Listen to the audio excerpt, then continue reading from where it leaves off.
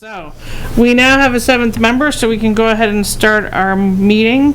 I'll call the meeting to order at 6:11. Can I get someone to make a motion to accept the agenda, please? I so move. Thank you, Fernanda. Is there a second? Second. Thanks, Natalie. All those in favor of the agenda, please signify by saying aye. Aye. All those opposed? Perfect. Communications with parents, citizens, and staff. In your packet was the reach out communication report from September, and at our last meeting, Kristen said that the average time to report 36 minutes. I thought it was No, 26. down. That was September. We sped up. Oh, Yeah, okay. now we're 26 minutes and 42 seconds. 26 minutes and 42 seconds from the time someone asks a question until they get an answer. Pretty cool. Okay, and I don't believe anyone else is here to talk to us other than the football club, correct? Okay. Okay. And we haven't had any reach out communications to the board in the last 2 weeks, so nothing to report there. So I'm going to ask the board's indulgence and ask that we move the permanent lights for sporting events next on our agenda, followed by the locker room facilities discussion, and then we will go back to Debbie Alexander's presentation. Is that okay with everyone? I'm sure the football club would appreciate it. Yeah, then we could cut out early, right? No, Well, no, you have to stay. You have to stay. Yes, I'm okay. sorry. That's how that works. Okay, so hearing everyone say that that looked pretty good, then let's open it up to the football club. Oh, hi. Hi. I'm Rick Oberkurtz. I'm currently the president of the football club. We have some of our other members here. Nate, Kate, McKay, and Patowski's here. And so basically, we have a really great facility out there at the varsity field with Markowski Field. And we've always thought that the icing on the cake down there would be permanent lights. We've had use of portable individual generator lights, and we used them for 6 years, I think. 6 years. We used to go get them over from Whitehall and tow them all back and set them up, and we had our football game. Varsity soccer played the night games, and then we used to move all the lights over to the field hockey field, and they would have field hockey games. Great attendance. What an event. Very exciting. So, all these years, we've just always thought how great it would be if we had permanent lights out there. So, that's what our kind of our vision or our mission is now, besides, helping out the schools any way we can to keep the football program going. But, so we understand this is a giant step. It's going to take quite an effort, but I think we're just in this preliminary phase of, is it feasible? And partially that question has been answered. We've had some soils evaluations done at the positions where the light poles might be. Seems as though the soils in the area would support the concrete bases and the poles. We are kind of gearing up to, doing some other fundraising and stuff. This is going to be very expensive. It's going to be probably labor intensive. I think we're going to get a lot of participation from the community on this, and so our position just now is, what do you guys think?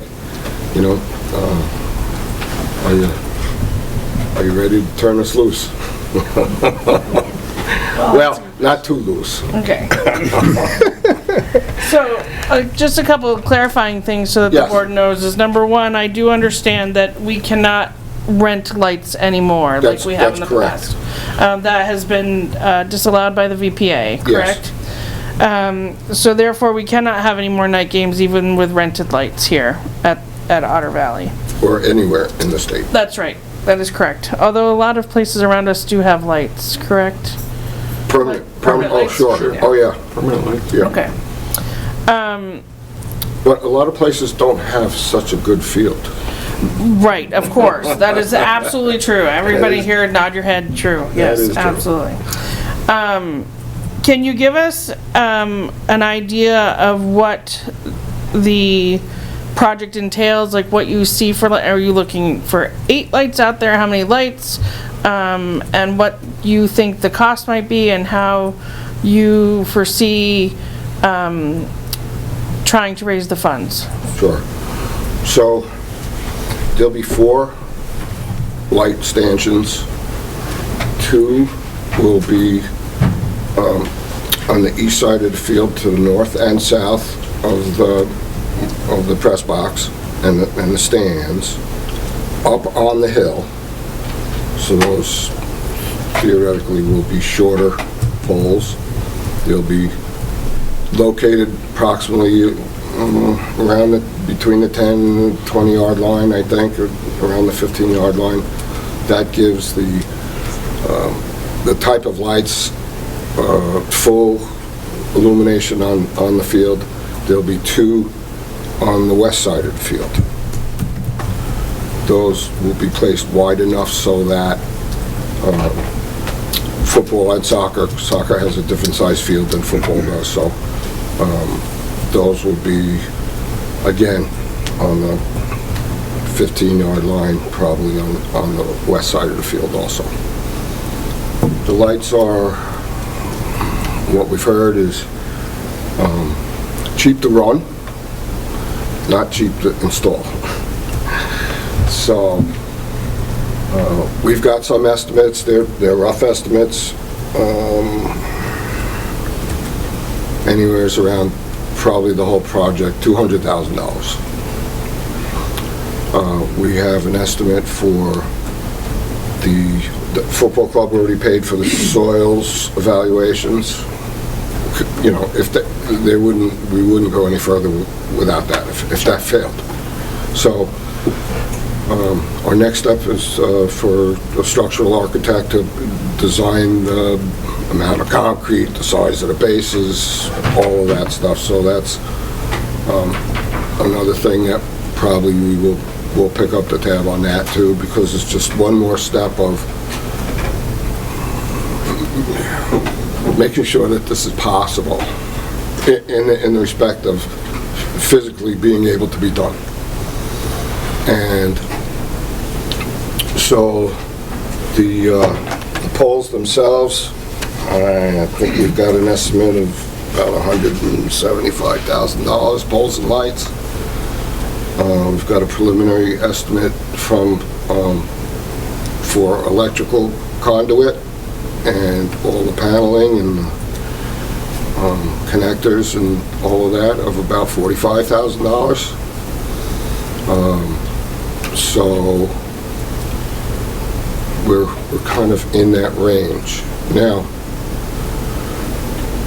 we also, we're going to look for every in-kind, every work, every excavation, any labor costs.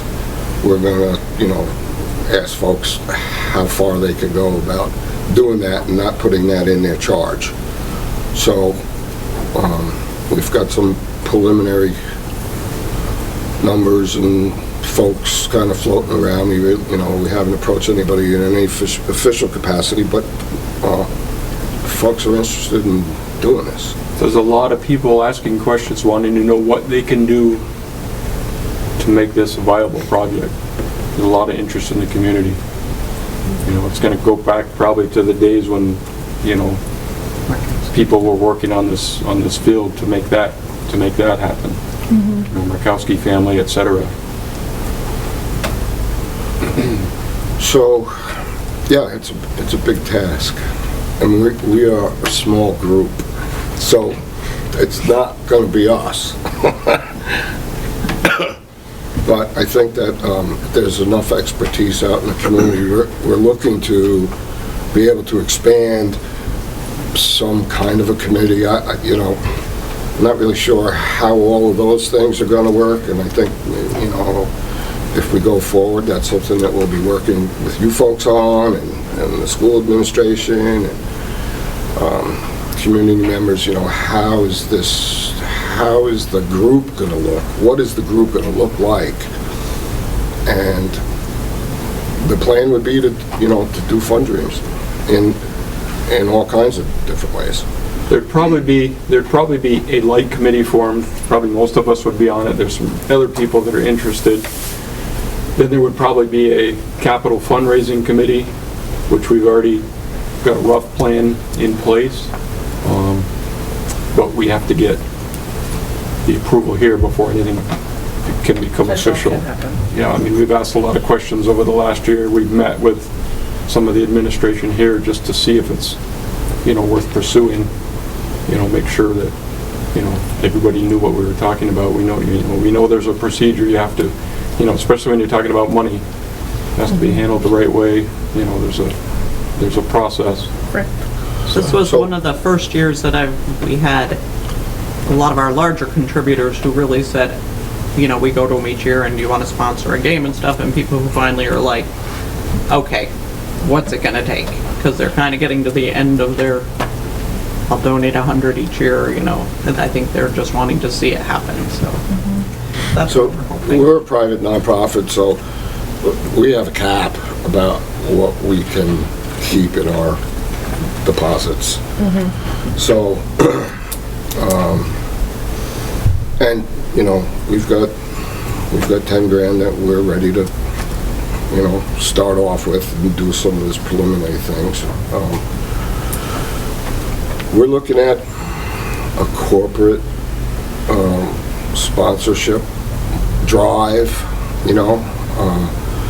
I think we're looking at a media blitz, I don't know, alumni contacts. I'm sure we'll do a golf tournament and dance at the Legion, but you know, the big money is going to be some grants maybe that might be available to us. We've received grants from other organizations over all these years, and we'll be hitting up some of those same ones. So, yeah, I don't know. Buy a light,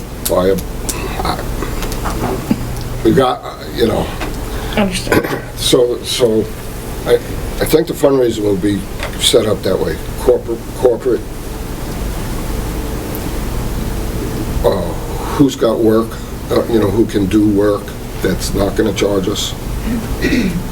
And then, you know, some of the other general fundraising, you know, simple raffles, you know, whatever like that. We've had some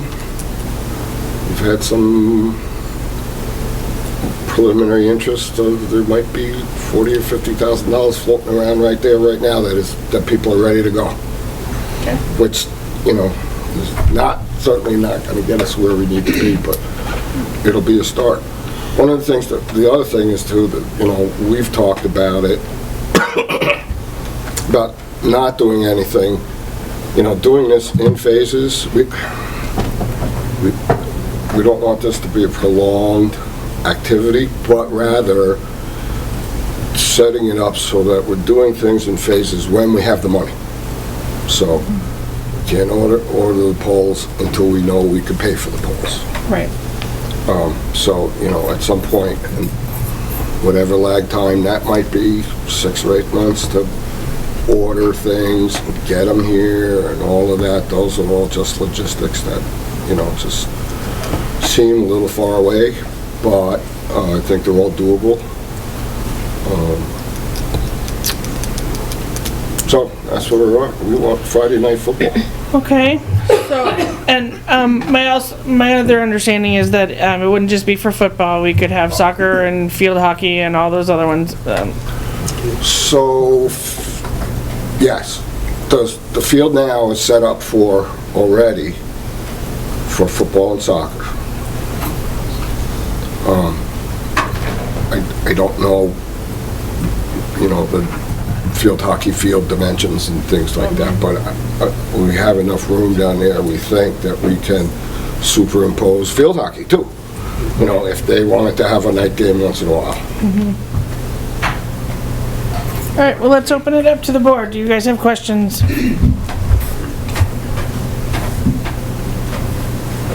Paul? I love it. I do. I think we've always needed lights here, going back to when I was in school playing sports. It brings in more of a crowd, gives opportunity. Having the option to have all the sports use that field. That field's big enough, I think, to host any sport that we have. I can see graduations happening out there at night, theater, doing outdoor theater. It just opens up every door that we, for activities at school, to have it different times of the year due to weather, whatever, lighting. You could have graduation out there. You could, we should. Markowski's put in this beautiful grandstand seating that's, by far one of the best in the area, I think. I'm a sports guy, so I think it's a wonderful thing for the community to have nighttime events, whatever event it is. What's your name? Paul. Paul. Yeah. So, I don't have any questions. I want to say I think it's great. I think we should support it. Go ahead.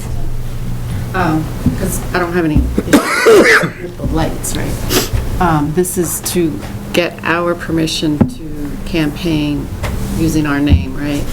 Do we have protocols for how the name and logo can be used? And would that have to be reviewed every time they want to do something? So yeah, fundraising activities, there's an admin memo that's pretty detailed, runs through me, so I would probably delegate to Stephen, but those, it includes like me approving the content of the fundraiser. Like flyers or... Yeah. So probably no casino night. Why not? What? The what? Probably no casino night. Oh, no gambling. What about raffles? Depends what you're raffling. No, we just do 50-50 stuff usually, or TVs or things, yeah. Well, I mean, I guess, so if they wanted to do a casino night, for example, it just couldn't be...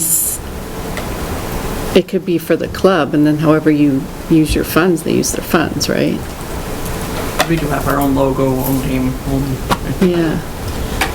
They could do a casino night, I'm sure, at the Legion or something, and have alcohol, because as long as kids aren't able to attend, they'd have to be 21 and over. Right. I'm Yeah. sure I mean, that's we've fine. had dances and Yeah. things like that at the Legion. Yeah. Different events like that. Yeah, we've done that before, sure. So, yeah, go ahead. So I just have a couple of laundry list items that I want to be clear about, I think. Number one, if someone makes a motion to do this, and it sounds like they want to, I want to be very clear that at this time, there is no money coming from Otter Valley or from the district at this time.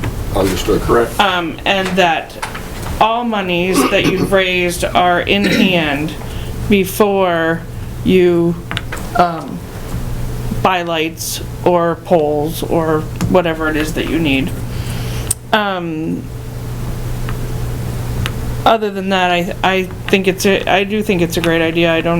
I think it would bring in more attendance. You're gonna find people, more money coming into the school when you're selling tickets and things like that, to football games, to soccer games under the lights, to theater. Graduation's already out on the football field, but hey, why couldn't we do it at night sometime under the lights? Well, I can too, people tripping, but anyway, probably not a good idea, but anyway, there's lots of things. Theater, like you said, Paul, we did a theater production out on the football field already. Under the lights might be more fun, so And Who knows? And we do understand, you know, I've had some conversations with Stephen too about it. I mean, there's other issues, you know, there's extra security, do we need a fence out there? You know, when we've had our night games, we've always, you know, we've had a couple of years where we've, you know, kind of put snow fence on the west side of the field so nobody goes down into the swamp, and you know, extra security, you know, that needs to be hired and paid for and things like that. So staff, school staff that are gonna work overtime, or I don't know how that works, but so there are operating costs. I think they'll be minimal. Is there any permitting that needs to happen? Yeah, I would guess so. I don't know what it would be. You know, we'll check with, Act 250 would be my first issue, you know, that I would think of, but that would be something that we'd have to get an opinion about. And if there's a permit required, then we'll go through the process. I'm sure there'll be a town, you know, some kind of town permit process, and yeah, you know, yeah, we need to go through all of those steps. And we haven't yet, just. Right. I have some concerns about the idea of a phase project, particularly if that means funding phases one at a time. I don't like the idea of 4 lumps of concrete on the corners of the field sitting there for potentially years at a time.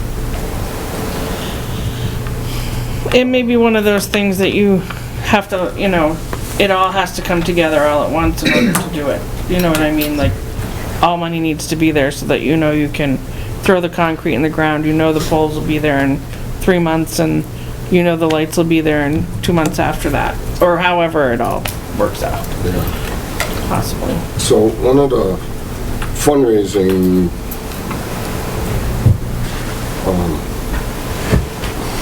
one of the ways we were thinking about doing it for now would be accepting pledges.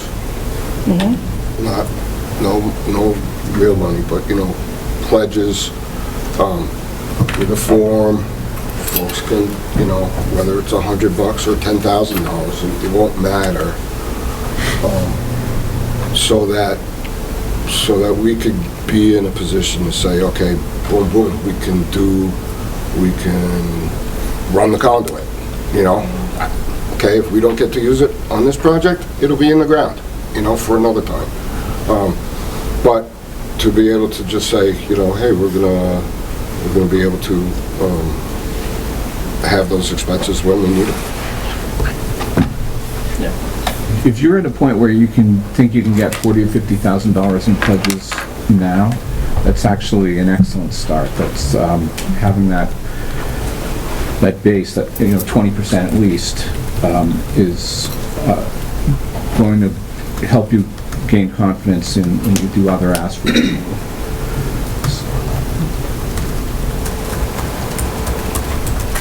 So at this time, then I would appreciate, oh yes, go ahead, Mike. Yeah, I just wanted to share a couple of things for the board's consideration. I think one is generally the administration supports this as a concept, particularly given that it's being raised with private funds.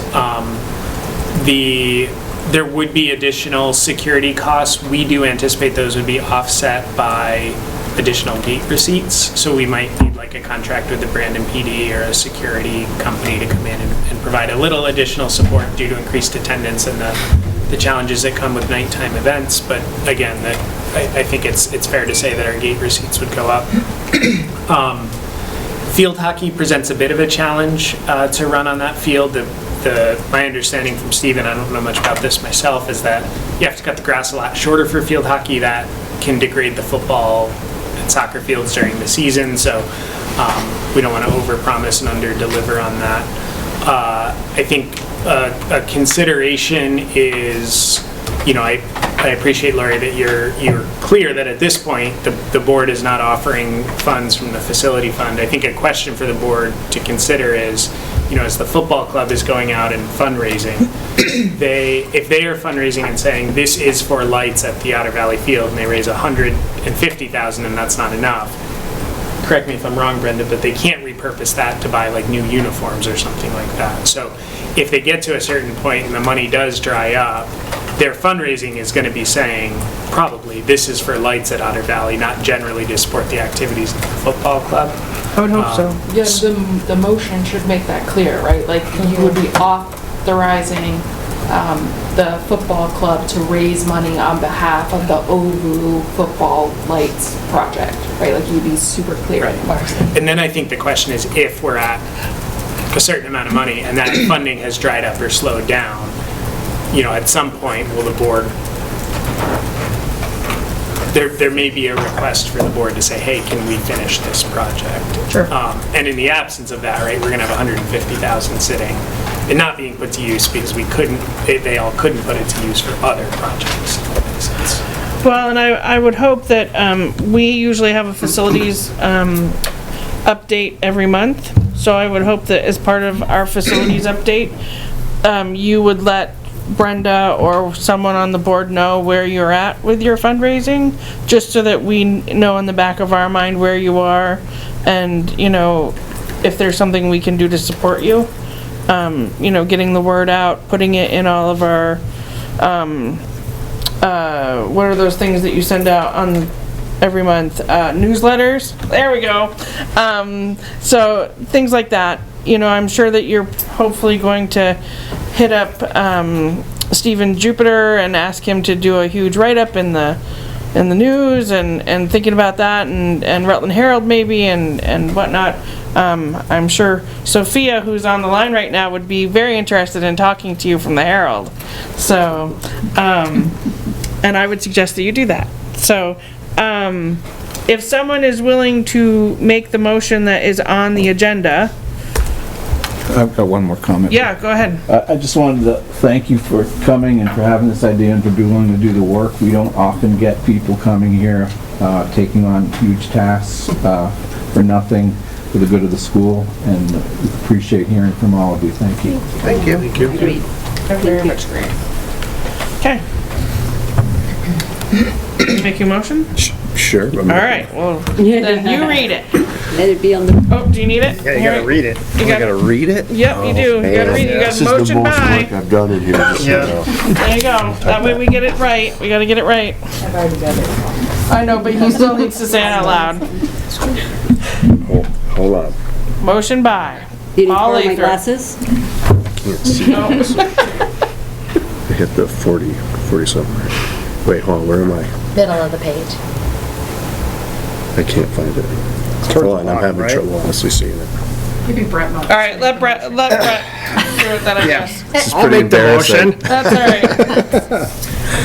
all right. Let's see, motion by me to authorize the football club, a private 501c3 organization, to raise money in the name of the Otter Valley Union Middle School and High School, probably, to purchase and install lights on the varsity field as supported and approved by the OVUHS principal and superintendent. Is there a second? Second. Go ahead. I know, I was gonna let Paul do that. Oh, sorry.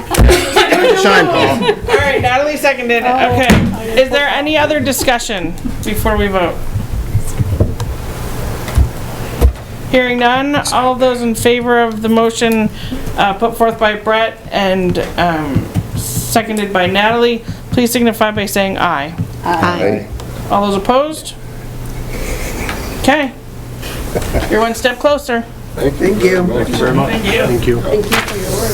There it Yes, is. thank you very much for taking this on. This is gonna be really great for kids and our district, actually. Our community, actually. Our community is gonna really love it.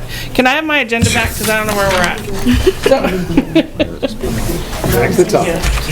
All right, thank you. Thank you. All right, thank you so much for coming. Thanks for We would love to course. stay, but we got a place to go. Lens, right?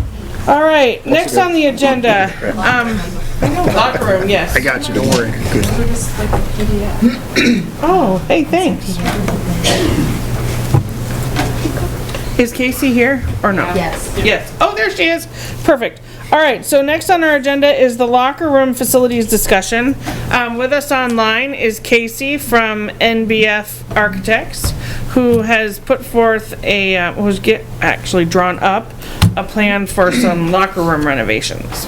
So Casey, I'm gonna turn it over to you. If that's okay? Okay. Hello, everyone. Thank you for giving me the opportunity to present this information to you. As mentioned, my name is Casey Getcha, and I work with NBF Architects in Rutland. We've been involved with the previous, front entry project, the toilet renovations at the front entry, and looking at some other work I'm doing regarding the middle school and the high school. So I met with Brenda and Michael earlier this year to discuss the topic of creating gender-neutral locker rooms in the existing school. We looked at the existing student and referee locker rooms in the north corridor and found that rearranging the existing shower rooms would be the best opportunity to create the new space. This allows the gender-neutral locker rooms to be accessed off of the hallway, which helps with the security and visual connection to the new space. So the next step on our end was investigating the layout of the rooms, making them fully accessible, and determining what fixtures would fit. An initial drawing was prepared, and I believe it has been shared in hopes of getting the board's feedback. I'm not sure if it's something that's been put on screen or shared or passed around, or if there it is right there, so that's perfect. So this is the drawing that we had prepared. Essentially, we're looking at creating two gender-neutral rooms using the south end of the existing girls' shower room and creating one gender-neutral room using the east end of the existing boys' shower room. One of the main items that we want to discuss and finalize is what number of rooms are desired and what fixtures should be provided. As shown in the drawing, in order to create a third gender-neutral room, nearly 1/3 of the boys' shower room is removed, and this might create an issue with the size of that space. We also looked at reducing the room to include only a shower stall. You can find that at the bottom of the screen. I think there's the first option there on the left side is only a shower stall. But essentially, with the work that's needed to create the room in general, I personally believe that it makes the most sense to include all the plumbing fixtures. We also looked at how far the existing gender-neutral toilet room near the front entry was, and it was just about 100 feet or a little over. So it kind of seems like very inconvenient if you needed to use the shower stall to go all the way down the hall and just have that whole separation. Let's see. We were also lucky enough to receive some insight about the potential cost of the project from the estimator at Russell Construction. He was actually involved with the recent toilet renovation project at the front entry of the school, so he had a little bit of insight into the trench work, working with the existing plumbing, all of that sort of stuff. So after looking at the cost of the construction, the general conditions, and the administration work on the contractor's end, and also including some soft costs on the owner's end for items such as design fees, permit applications, and contingency, we're looking at approximately $250,000 to $275,000. Again, this is early pricing based on a very schematic concept. The pricing is based off of using the 3 gender-neutral rooms shown in detail number 3 there in the upper left corner. I'd also like to point out that this isn't something where the cost can simply be divided by 3 and adjusted based on the number of rooms you want. Due to the small scale of the project and the square footage and the amount of mobilization and other front-end numbers, it's not something that we can simply divide by 3 and, like I said, make the number for it. So again, we're just trying to get some insight from the board side to decide, how far would we like to go with this, the number of rooms that might be desired, other items that need to be considered, such as losing that much space in the boys' shower room. Another thing that needs to be discussed, and it might be more at the school's end, is just thinking about security of the space. If it's locked at all times until it's actually needed, if it's open during the school hours, how it's used during functions. So again, thank you for the opportunity to present the information we have thus far and for any input you have. Thank you. Does anyone have any questions for Casey? It's hard with that limit. Yeah, so there was question at the, yes. Because it took me a long time to realize that the big one was the school itself and the layout, and then the 3 at the bottom. So are the 3 at the bottom were the choices that we have, correct? Is that what? Yeah, so what's being shown is, like you said, there's the overall plan, which is item 1, just to give you a feel for where we are in the school. Item number 2, which is run to the left at the top, is just the demo plan showing what has to be removed, which is a couple lockers out of the hallway, some CMU walls to get into the space because we want to access it from the hallway. To the left is the item that we were proposing, which is the 1 larger room in the boys' shower, the 2 down in the girls', and the 3 options below were just different available options for using the space in the boys' shower room. So there was one with just flipping a shower stall, one was going to a 3x3 stall instead of the 3x5 in hopes of making it smaller, which it really didn't gain much space or lose much square footage. And then the other one is, well, yeah, just the shower stall. So it's just a couple additional options in case that wanted to be explored, but what we're discussing, or at least proposing at this point, and what the cost is based on, is the detail number 3 up in the upper left corner.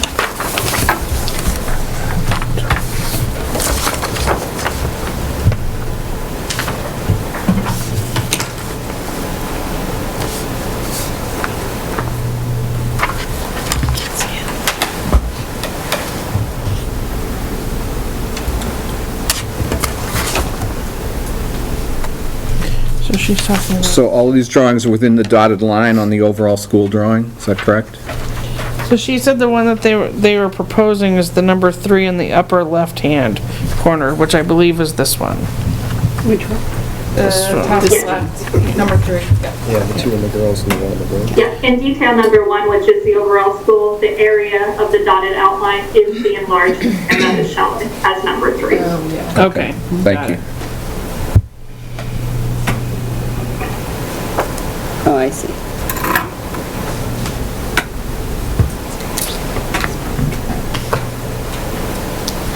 How many showers are there now? Do you know how many showers there are currently in the existing Space? space? I think Oh, I roughly just have to look back at those. Michael, I don't know if you happen to know offhand. Yeah, I feel like when roughly you walk 10 into in the boys' the maybe there's about- boys. I think it's about 10 in each, but I don't know the girls' About locker 10. room. So we would be going from 10 to 3. Is that, No. No, you'd still retain a number of the showers in the boys' and the girls' locker room, okay. but there would be, in this full proposal, 3 gender-neutral private changing areas accessible from the hallway, From as the opposed to from Okay, inside got the it. locker rooms. Got it. Right. And one of the things that I believe Casey's asking is if we want, besides just a changing station in there, is also a toilet and a shower, or a shower and sink. That, and also just how many of these gender-neutral rooms do you think are needed? Just because, like I said, the boys' shower room is already a lot smaller than the girls' shower room, so it's a big difference to take take a space out of the boys' room as it is to take space out of the girls' room. But the girls only has enough space to take 2 and still have hallway access. If we put it in another location, you have to start going down that hallway to where the referee locker room is, and there's just a little bit of security concerns and not being able to see who's actually down that hallway or using that area. Casey, now we have the pictures in front of us again. Would you mind briefly explaining 3, 4, and 5, not 4 and 5, and 4, 5, and 6? Excuse me. I'm not sure where they would fit in. Yeah, are they for partial of 2 and 3, or are they? I just don't understand where they fit in with the overall plan. So options 5, let's see, options, details 4, 5, and 6 found at the bottom of the drawing. Yes. Are partial plans of the area that is outlined in detail number 3. Okay. It's only showing the boys' locker room, the boys' toilet room area, and the boys' shower, but showing how a different arrangement for the gender-neutral rooms would use up that space. So in detail number 4, which we have listed as option number 2, it just shows having only a bench and a shower stall, no sink, no toilet, just so that we can make it as small as possible. That actually showed introducing 2 other gender-neutral rooms. Personally, professionally, I was a little concerned about creating this space and not including a toilet or a sink just because of the far distance you'd have to travel to the gender-neutral toilet room down by the front entrance. It just seemed like a disconnect. So then detail number 5, which we have listed there as option 3, again shows creating 2 neutral rooms out of the shower room. This was shown so that you can see just how much space it takes out of the boys' shower room. It uses a 3x3 shower stall instead of the 3x5 that is shown in the detail number 3. Again, a lot of this, we're just talking early schematics and feasibility, so essentially you could go with detail 5 that will eliminate one of the rooms to keep 2/3 of the shower room. There's a lot of, play here still available. And then detail number 6, which is option 4, is actually just rearranging the fixtures that were included in detail number 3 so that they were more aligned with what is being shown currently in the 2 rooms down near the existing girls' shower room. Thank you. So would you suggest not putting one in near the boys section because of the loss of space for them and just having 2 by the girls, or does it matter? As far as equity and making sure that they all have the same amount of space available to them. I think personally there needs to be a little bit of investigation done on the school's end, just regarding the sports that are coming in or what you are seeing among the student population. My only fear is I have a little bit of fear with creating that 3rd room, only because it takes up so much space. But at the same time, if the boys' shower room isn't really getting used constantly, or all the showers aren't in use, maybe you only need 4 of them and that's all that you ever have. I think there's just a little bit of early programming discussion that has to still take place, whether that's among the board members or among the admin at the school, to determine how many are truly needed for each of the functions. What's your thoughts? Yeah, so primarily the use of our locker room facilities for showering takes place outside of the school day. Football players, after some muddier workouts, will use the showers. And wrestling, I understand that it's required that when you finish your matches for the day, you shower. I don't think that there is in either the boys or girls locker room, there is a lack of currently available shower space. My understanding is that there was a desire to have more private changing and showering areas. So, I'm oversimplifying here, but you would be taking out, say, 5 showers to create 1 changing area, and that's not. I don't think that would put us in a place where we have like a line out the boys' locker room for showering after football. Would we have a line of people waiting to use the private room though? Possibly. That I don't know. Yeah. Are there any Title IX considerations we need to be concerned about with, for instance, option 3, which is number 5, creates a significantly smaller boys' shower room than girls' shower room? I mean, as far as discrimination? Yeah, unequal treatment, yeah. I don't feel super equipped to answer that I don't think so. question. I don't think so. I don't think so. We certainly could check with Pietro. Okay. There's a requirement for a size of shower. No, it's about access. It's about access. We have the space that we have the space. Yeah, but it's about equal access. There's been a problem in women's college basketball with weightlifting facilities and things like that being unequal to the men's. It's probably a good question though.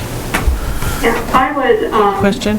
sorry, I was interrupting, but with detail number 5, option 3, I think having 2 of the rooms as shown is going to limit what you have in that boys' shower room. I think it's going to take over too much space. I would recommend if that was the option, it would just go down to 1 of them, only because I don't have the stall shown here, and we would have to actually go back and measure and figure out exactly where they lay, but I think you would be losing more than you would need for the football and the wrestling and everything else. Michael, you could jump in if you agree or don't. I'm curious to hear from the students to see what they're thinking about the proposals. Do you guys have a sense? I think throughout my entire time in Otter Valley, just in regular PE, I've only seen people use the showers like once in the boys' locker room. So aside from the sports events listed, they don't get used often. So I think a change in that wouldn't be, well, yeah, just generally it wouldn't be too controversial. But then I don't know from the sports perspective. I used to play quite a bit of sports in middle school and freshman year, and there weren't that many people using the showers after school, like for sports reasons. But if we did substantially cut down on the number of showers, I do think that would cause some controversy, especially with football players or wrestlers who need to shower for whatever reason, whether it's required or just because they're actually filthy. So that I think we do have to think about how many people need access, even if it isn't during the school day. But also I do think that it is important that people have their space to feel comfortable and shower like everybody else can. But I think it might cause some controversy.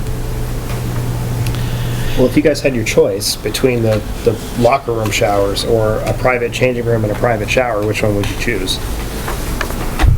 I mean, honestly, I don't really have a preference, but that's just me. I don't really mind changing with only a curtain between other people. I feel the same. I feel like, I mean, it'd be nice to have privacy, but if there's privacy for everyone, just having one versus multiple with the curtains, I think that's fine. Comparatively.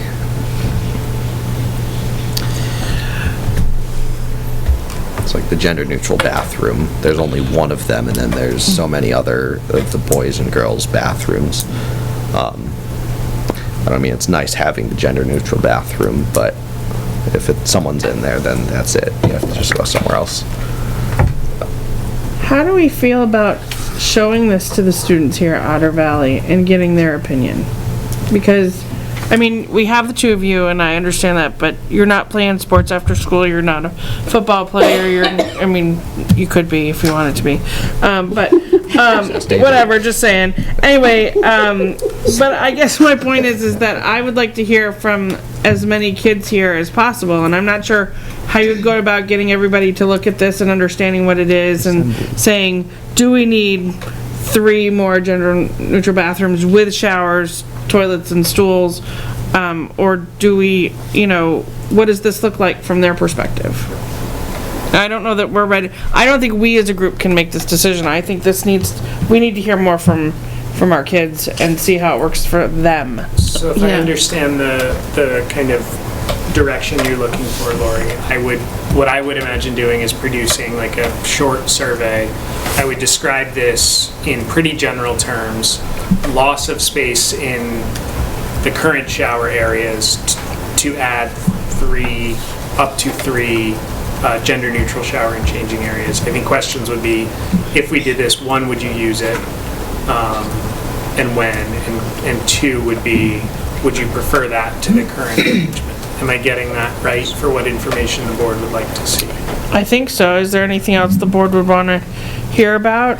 I think we want to say that it's anywhere between 1 and 3, right? That there's an option of just 1, 2, or 3. Right, and it doesn't mean that there'd be a shower, there doesn't have to be a shower in all 3. It makes sense to have a toilet and a sink in each one, but maybe not the shower. Maybe the showers. That's what I'm wondering is how often are showers used? When I played sports, there was one girl who Well, took a I don't shower. think the fixtures are going to change the price that much, right? Because you're going to have to hammer up the concrete anyway. So am I off base there? I would think the fixtures aren't going to change the price significantly because the work is still going to have to happen either way. I think based on right now what the estimator provided for cost, the fixtures could be anywhere from $2,500 to $3,500. The shower stalls are the most expensive piece, especially if we have like constraints and that sort of thing. So they're worth considering, but it's not making a huge change to the cost, no. Okay. All right.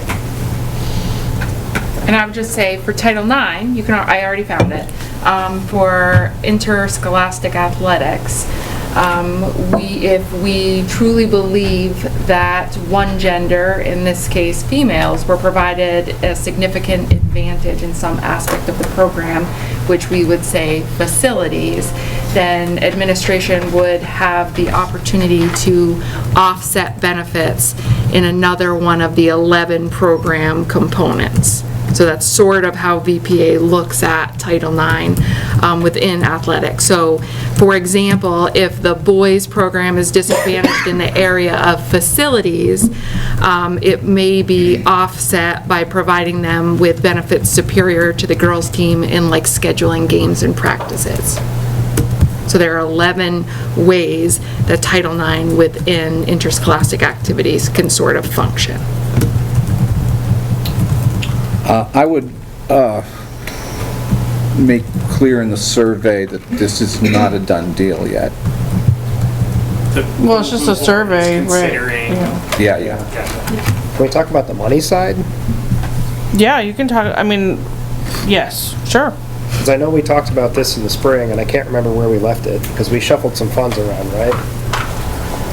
There was Not for bathroom, we didn't shuffle, no, all we did Well, was, paid for the, Well, so we moved The some... architect. Study. Yeah. We moved the painting from ESSER to the facilities fund, and we were supposed to be able to use that ESSER money for this, right? No, That was what No. we were told at the time. no. no. No, we never would have been able to use ESSER money for this because ESSER's going to expire before we have an opportunity to really define a plan. We didn't So we discuss did money. use, you did authorize this study, to do this study. And that's all we've talked about in regards to the bathroom. The only thing we shifted some funds around was related to summer work. Right, Remember, we painting. moved some, Yeah. and Painting. that was because about it fairly, was yeah. vacant. Yep.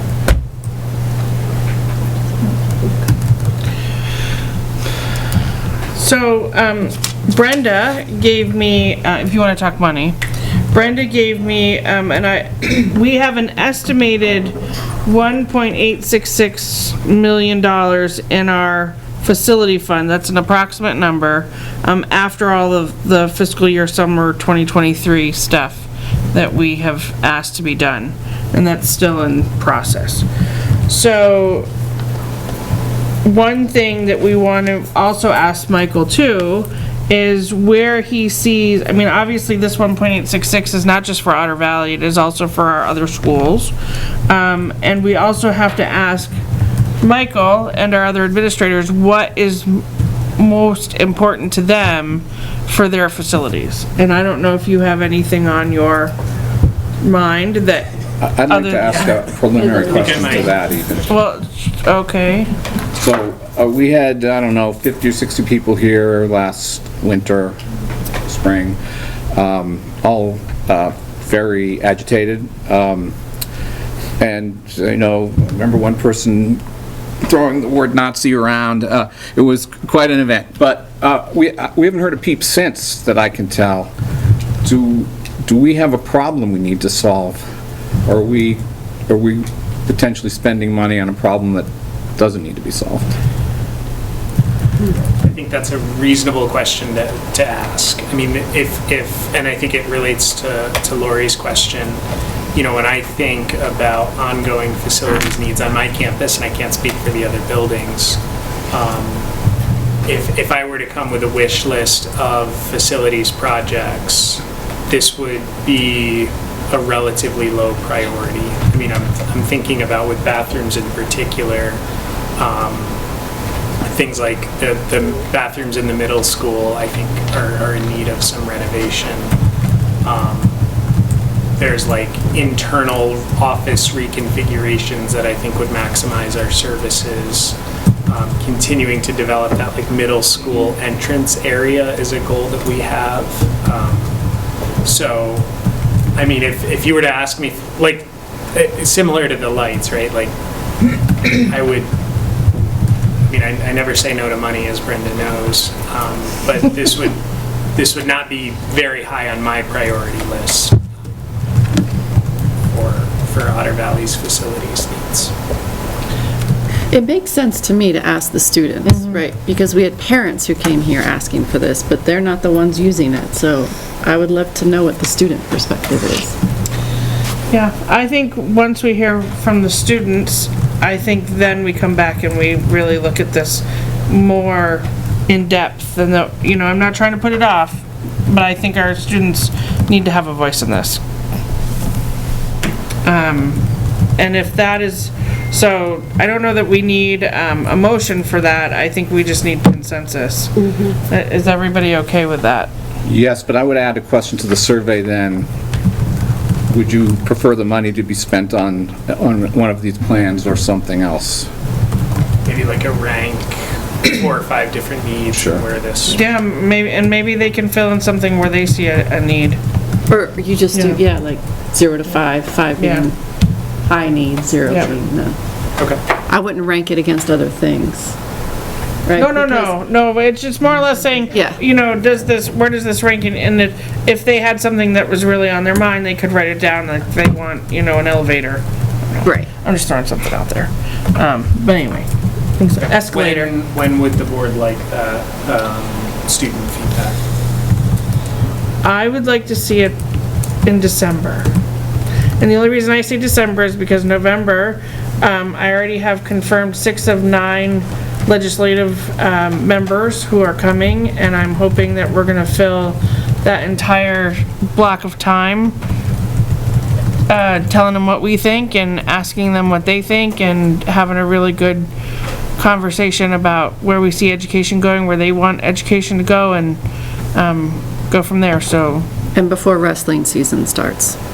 Sure, although I think wrestling season starts in December, so. Does it start that early? Sometimes, just before break. I wouldn't, I mean, even if the board today were to say, yes, go ahead, do it. We're not, Nothing's gonna happen we're before talking wrestling. about, yeah, this is summer work at the earliest. So if you could have it to us for our second December meeting. Thank you. Okay. Thank you, Casey, for coming tonight. We really appreciate your expertise and your help in moving this forward. No problem. Thank you for the opportunity to talk with everyone.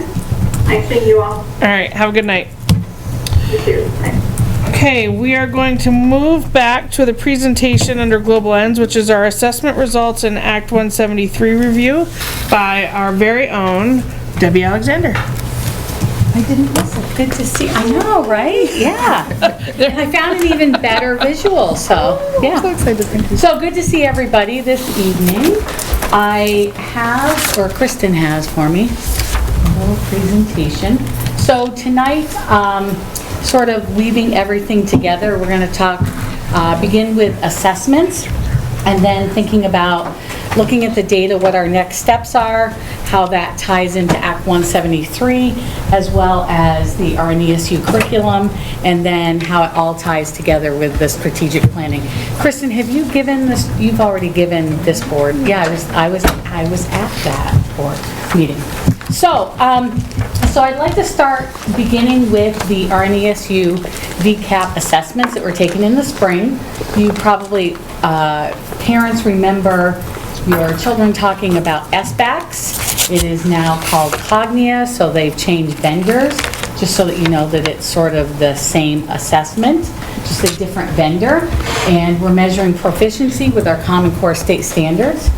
And this is the results of spring of 2023, green being ELA, math being dark blue, science being in the orange.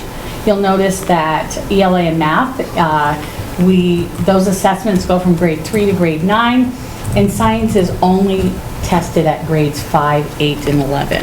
And NECAP was similar to that when we used NECAPs as a vendor. So as you can see, we definitely have some work to do. These are average scores across all of RNESU. You'll notice that we are stronger in ELA than in math, and that has, that's sort of been a trend, not just in this district. I will tell you that I spoke with some of the other curriculum coordinators, assistant superintendents throughout the district. Our scores are the same or a little bit better than some of our neighbors, and still a lot of work to do. Remembering that, some questions came up last night at the at the BUU board about sort of like, you notice that we trend down in 8th and 9th grade, and Kristen brought up a good point that by the time that our students are even in upper middle school, they're beginning to think about, like, I'm deciding what's important on that day and what's not important. And so I think that sometimes that can come into play with our assessment data. If you wouldn't mind going to the next slide, Kristen. I've got a question about this one. I don't know what the number, what's 50% of what is? Sure. So, thank you for asking that. So this is showing that, we'll just use grade 3 for example, that in grade 3, so that's showing, I can give you the actual exact numbers, 38% of our learners were proficient or exceeding, and so then you can tell that we trend up. This is for ELA. Typically, in 6th grade, now I'm putting my principal hat back on as well as my teacher hat, those were the grades I taught.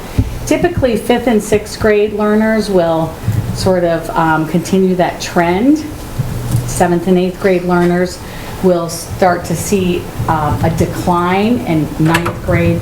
And again, it's not necessarily that our students are less proficient.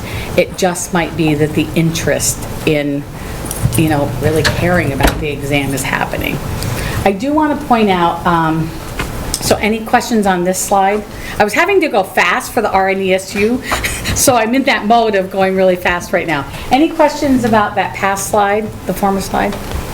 Yes, go ahead, Brandon. Why are they only tested on certain areas for each grade?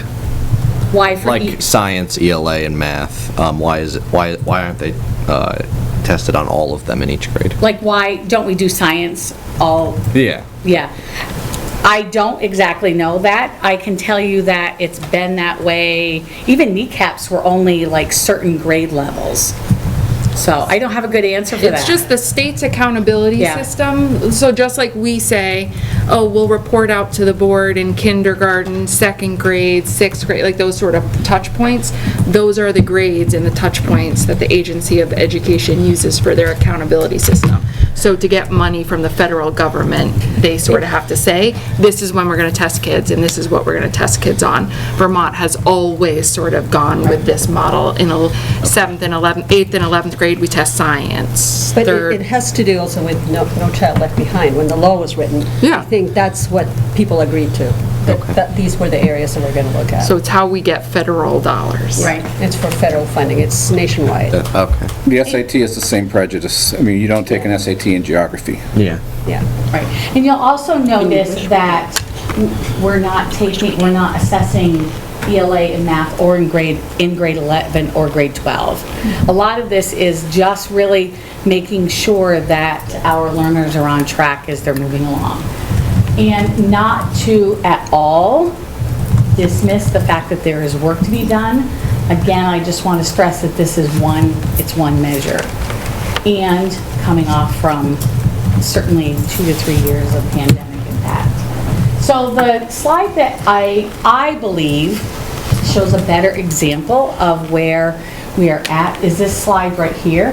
This compares 2022 SBACs to 2023 Cognia.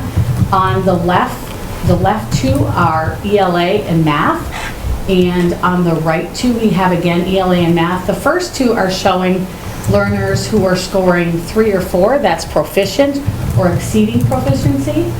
And then on the right, you're seeing students that were approaching proficient and exceeding.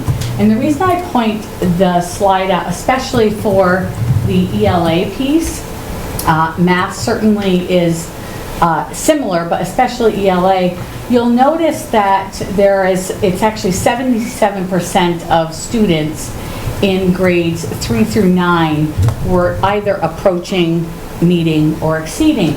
And it's important not to dismiss the approaching, because many of our students that are so close to proficient, they can be off by, 2 points and move them into that next category.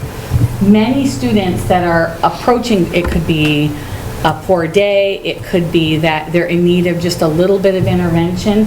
And speaking from, again, putting my teacher hat on, many sort of, I think back to 5th and 6th grade, many of those students needed just a little bit, and I know they're doing exceptionally well in the upper grades in high school and after they've graduated. So I don't think we should dismiss that piece.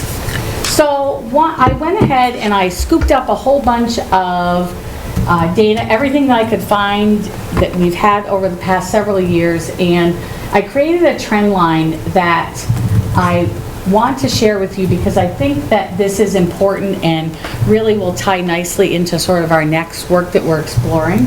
So you'll notice that from kindergarten over to about grade 3, the trend line actually starts at about in the high 40s and dips down in 1st and 2nd grade.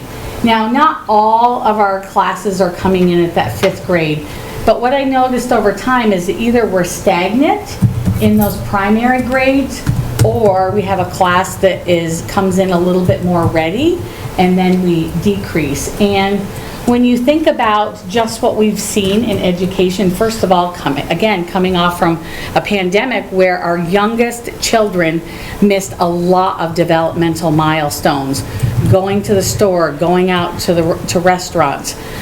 Our children in 2nd grade right now missed a ton of opportunities. So we have a lot of learners in primary that are just not ready to access that work yet. And so, as you can see, beginning in 3rd grade, we're doing a great job of sort of intervening. So intervention is strong. We're popping those kids up and out of our, very low scores. And the idea is, what are the next steps to have a strong start so that when we're at 3rd and 4th grade, we're much higher on the proficiency chart. So if you think about between 2nd and 5th grade, there's like a 19% gain. So imagine if more students started at the 50th percentile, and then our trajectory sort of moved faster and higher. So next I wanted to share the Vermont AOE snapshot. This is our education quality standards and how we are doing towards them.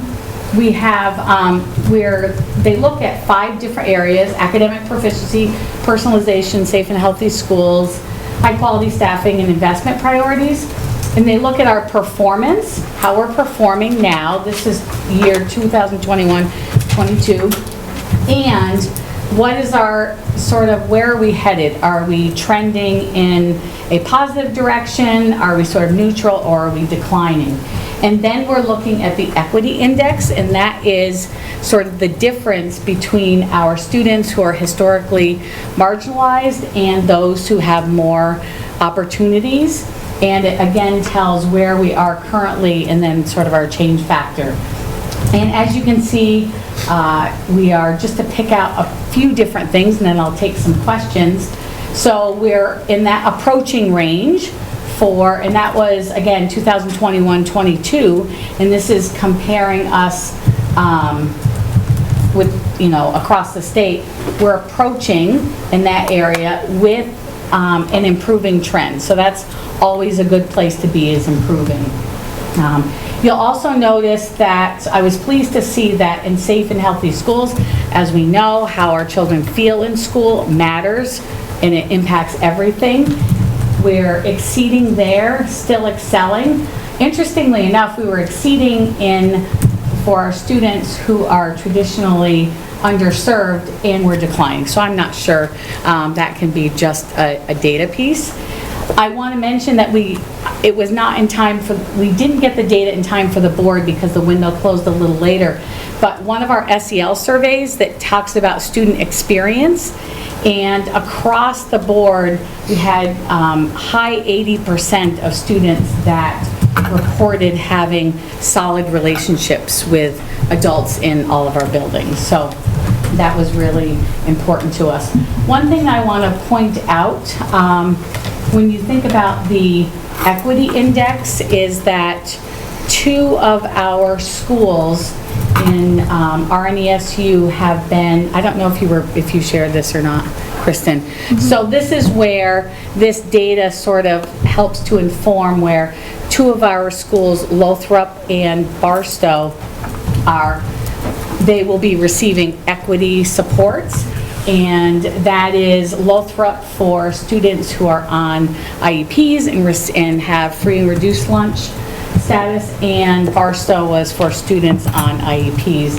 And what that's showing is that those students are not making the same sort of gains that our other students are. You will notice that under personalization, we are exceeding with providing flexible pathways for our learners who are on IEPs or are traditionally are underserved students. So we're definitely doing some good work there, and there's more work to be done. Any other questions here on the snapshot? Yes, Kevin. Frankly, I have a hard time It is. reading the whole thing, but I have tried to clarify. It was really hard to. Yeah, that's okay. My question's different anyway. It's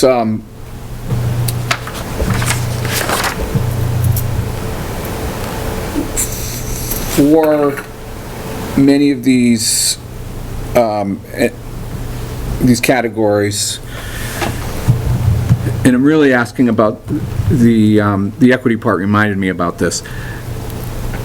Do we have comparisons, not just with local areas, and I'm certainly don't want to compare with rich suburbs and big cities, but how are we doing in any kind of national sense compared to places with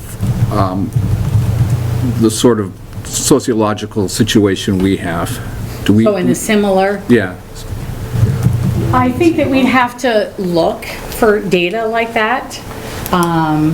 So all of this data comes from a lot of reporting, a lot of data that all schools send to the state. So in order to compare that, other states would need to be collecting the same data as well. Yeah, and it's not just the data, but are there success stories out there of school districts, different states even, I don't know, where they're having they're having breakthroughs with helping kids on IEPs or anything like that? In other words, for me at least, what I'm hearing is really important to hear and learn, but it's also information in isolation. I don't have a sense of what we can do better and how. Sure. So the next couple of slides will probably answer that, and that's just through Act 173 and sort of the work that's coming. And that work, in all honesty, is being done in other places. It's work that is it's research-based. It's founded in just a lot of best practices. So any other questions on this slide?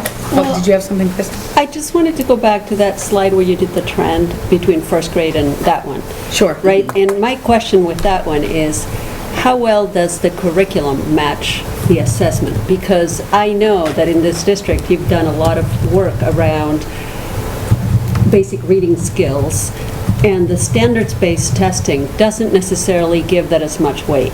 So when I see that trend, I think, oh, okay, so it didn't test for the things you're teaching. But by 3rd or 4th grade, it's not just intervention, it's also core curriculum that is starting to come together, and therefore kids are succeeding more. right? Sure. But what I find really interesting about the standards-based testing that the state does is that it doesn't always match the curriculum we teach. So we might look really poor, but we're actually doing is building for success. And I think that trend can be an example of that, right? Sure, and you bring up a really good point, and another piece is that we have screeners that we take throughout the year, and we're always looking for the one that matches sort of our programs in the best way. And it's interesting, you'll talk with a 5th grade student who's really attentive to their screener, and they'll say, we haven't even learned that yet.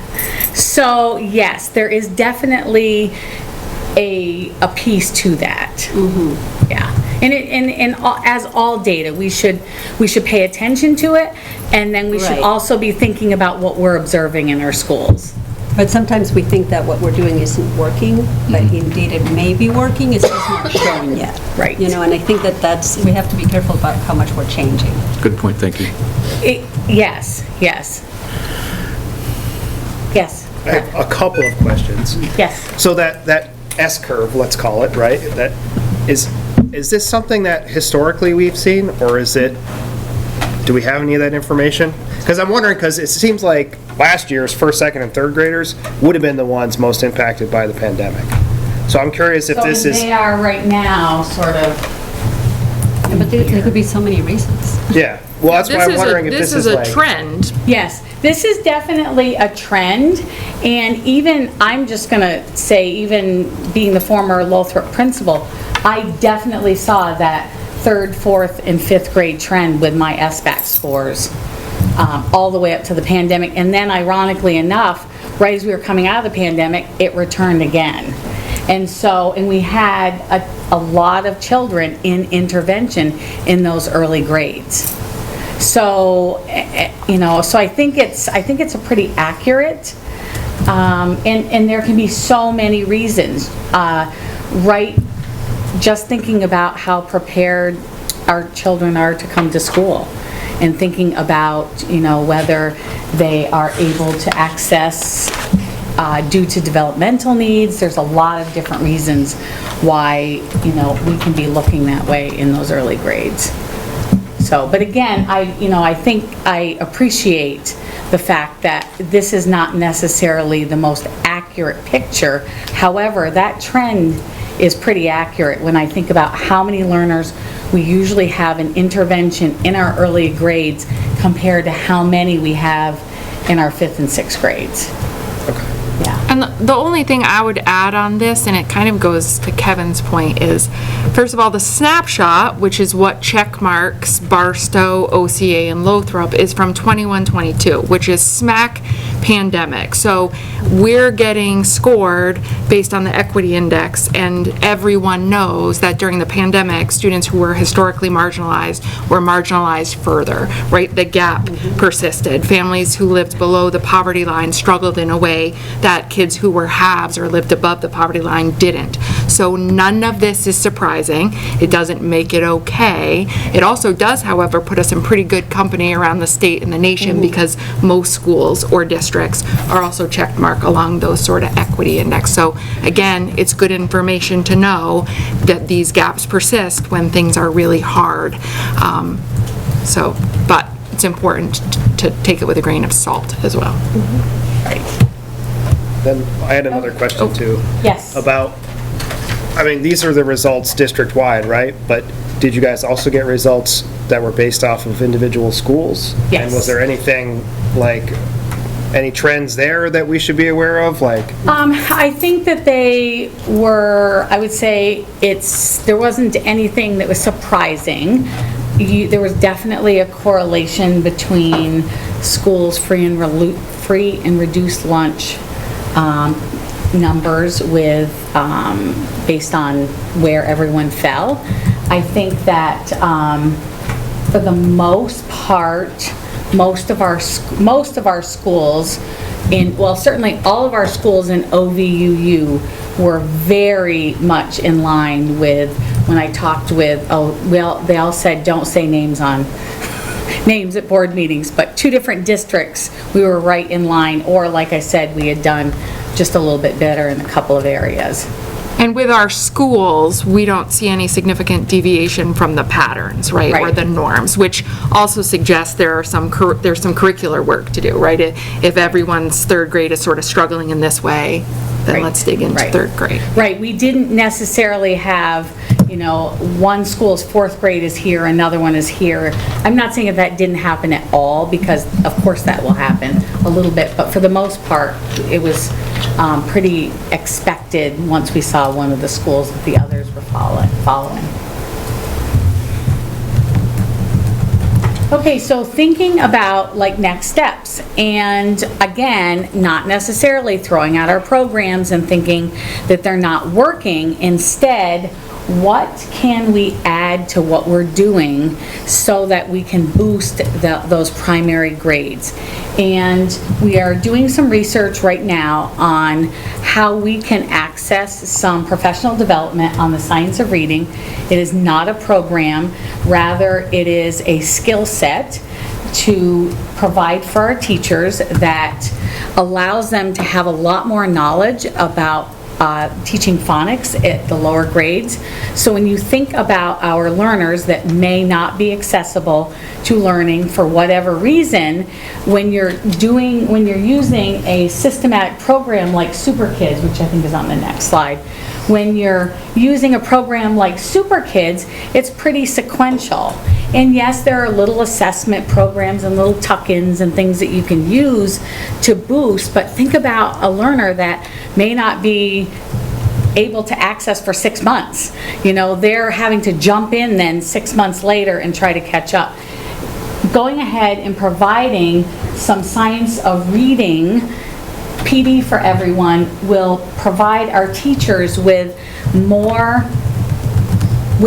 knowledge of how children learn, thinking about how the brain actually learns how to read, and they'll be able to have that knowledge in order to provide sort of that first layer of intervention in the classroom. So that really should sort of bump up sort of our capacity to meet children where they're at. So the trend then would prepare them earlier on to be able to exceed, to keep flying as they're moving along. Okay, so we talked a little, yes, Kevin. So, I'm still in fast mode because of the last one. this may be entirely outside of this discussion. If it is, just say so and we'll move on. But are there, working backwards, in universities, it's really hard to get undergraduates to read today. They just won't do it. They won't read as much as they used to. They won't read things that are as difficult as they used to. They won't read things that are as complex as they used to. And I think we can blame Silicon Valley, that reading has changed nature. I have a friend who teaches at a small college. They're talking about eliminating books and going to purely web-based readings. It's going to be a disaster, but they're thinking of it. Do we have a similar problem with little kids, that words on paper just don't mean the same as... My personal opinion, 100%. So I think that we're definitely seeing children that are using a lot of screens, and they are seeking out those hits in order to attend to, your work is different than getting sort of those pleasure hits, if you will, from screens. So it's definitely something that we are seeing with our children. And I will say that we are always looking, when we're thinking about whatever we're buying, whatever we're putting into, which we're going to talk about curriculum a little bit, we're going to be looking at a lot of that and really thinking about screen time. There has to be a balance. We have to gain a lot, children have to have skills for, as Kristen mentioned in her presentation with the strategic planning, for jobs that we don't even know what they're going to be. So we need to prepare them, and we need to pay attention to how much screen time that they're having in school, because we know they're getting a lot of it outside. So, yes, definitely. Right, so are you thinking of that as an opportunity, right? Because kids, it took me a while to grapple with this myself, because I have 4, and I came to a point where I said, it's a disservice now for me to not let them use these tools that are available, because all the other kids are going to be ahead of them. It's a balance. Right? So we can't go back to the way it was. Right. So we have to be thinking about how do we move forward. Exactly. Using these tools in a balanced way. Right, right. And it's about thinking about, so I'm choosing to use screens for this, and I'm going to make sure that it's a really valuable learning experience, rather than when I know that when I was a kid, when you were done with your work, what did you do? Get a book out and read. So making sure that we're not saying, well, you can have free time, on your Chromebook. Making sure that we're really thoughtful about when we're using screens, because it's definitely not the answer to take them away. So it's a balance.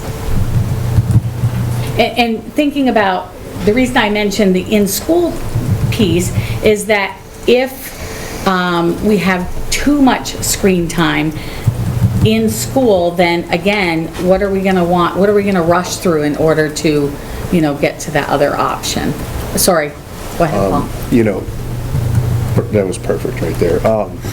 But we have to teach the parents. I come in here, time after time, and I listen to everything, but it all starts at home. It really does. You can tell me this all night long, and then they go right back to the... It's not everything's a problem, but how are we educating parents that, do a little bit more? You're getting screen time at school. Is it out of our boundaries, I don't know, to send home? We're not trying to tell parents how to parent, but maybe give them some helpful... Sure. I can say that I know Christine Tate at Lothrop has gathered information before, and it's gone in newsletters before, just about screen time, digital citizenship, that sort of thing. So I think it's definitely worth our while to add that information. I mean, we can send the information out, and then parents can make their own decisions. And we sent out information like that ad nauseum during COVID, especially when kids were on their screens so much, really hesitant, telling parents, turn off the device, let your kid get outside. We haven't really done that in a while since, I was but just thinking the that Parent Advisory Committee met last week or 2 weeks ago, and they were talking about running a parent series 4 times a year, and safe technology use, and so it would be parents teaching other parents and sort of running a series was one of the topics that they wanted to run. So yeah. I think though the issue you're going to have is that parents are getting younger, right? I mean, we're all getting older, but people who are becoming parents are from the digital generation, so they're not going to necessarily agree with that. Well, actually, I will say, so my oldest is 30 and actually 32, what am I thinking? My youngest is 29, and both of them have expressed a concern actually about when they have children. So I am reading that people are becoming more aware. A lot of it is, do you have the wherewithal to be able to pull that all together as a family? And the message might change year to year, but schools have always been sort of trying to impart best practice, right? Read with your kids for 15 minutes, turn off the devices, go outside and play. People are going to listen to it who are going to listen to it, but it doesn't change our responsibility to sort of talk about developmentally, this is what schools sort of recommend, right? So just very quickly, and Kevin, this sort of gets to your point that you were asking about before. So Act 173, I'm sure that you've heard about it prior to in another presentation. So this act came out 5 years ago with the intent of supporting all learners who are struggling while continuing to maintain the entitlements for our students with disabilities.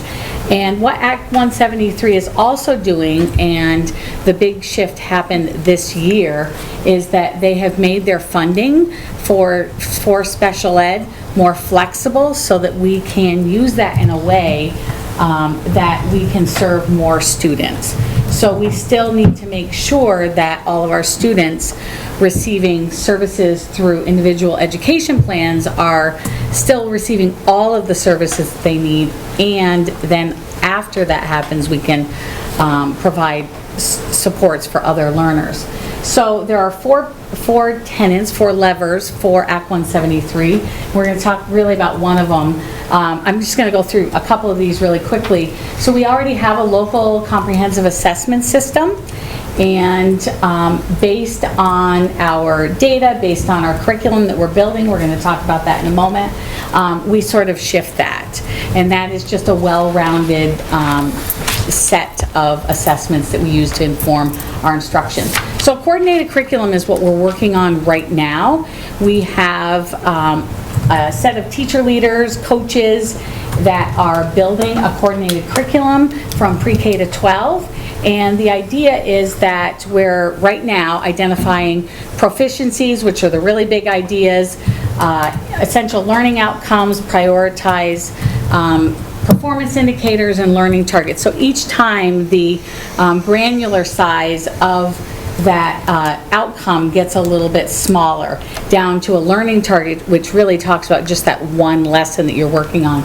And the unpacking of that is happening with our teacher leaders, and then during early release time, the teacher leaders are actually taking that knowledge and that work and sharing that with the teachers in their grade level teams. So that's happening right now. The work to be done at the end of this year is to have a document that will be forward-facing for the public from pre-K all the way up to 12. And you should be able to see sort of the progressions of ELA and math as you move through the grade levels from pre-K to 12. After ELA and math are done, we will then move into the other content areas of science, social studies, health. We're working on health actually right now, and everything else that goes along with that. So needs-based professional development, just that thinking about the science of reading, we're always looking at our assessments, looking at our curriculum, and then deciding what that looks like. The other tenet, I'm sure you've heard about educational support teams.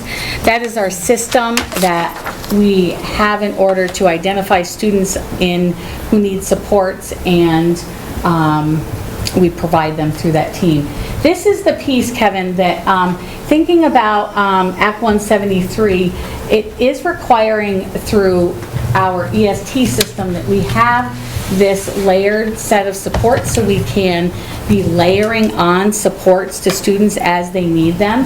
And when you look at the big ideas in universal instruction and layer 1 supports, that's a piece that is really, I don't want to say brand new work for us, but it's definitely a big focus for us, because many times we would provide universal instruction, and whoever was able to sort of grasp that, great.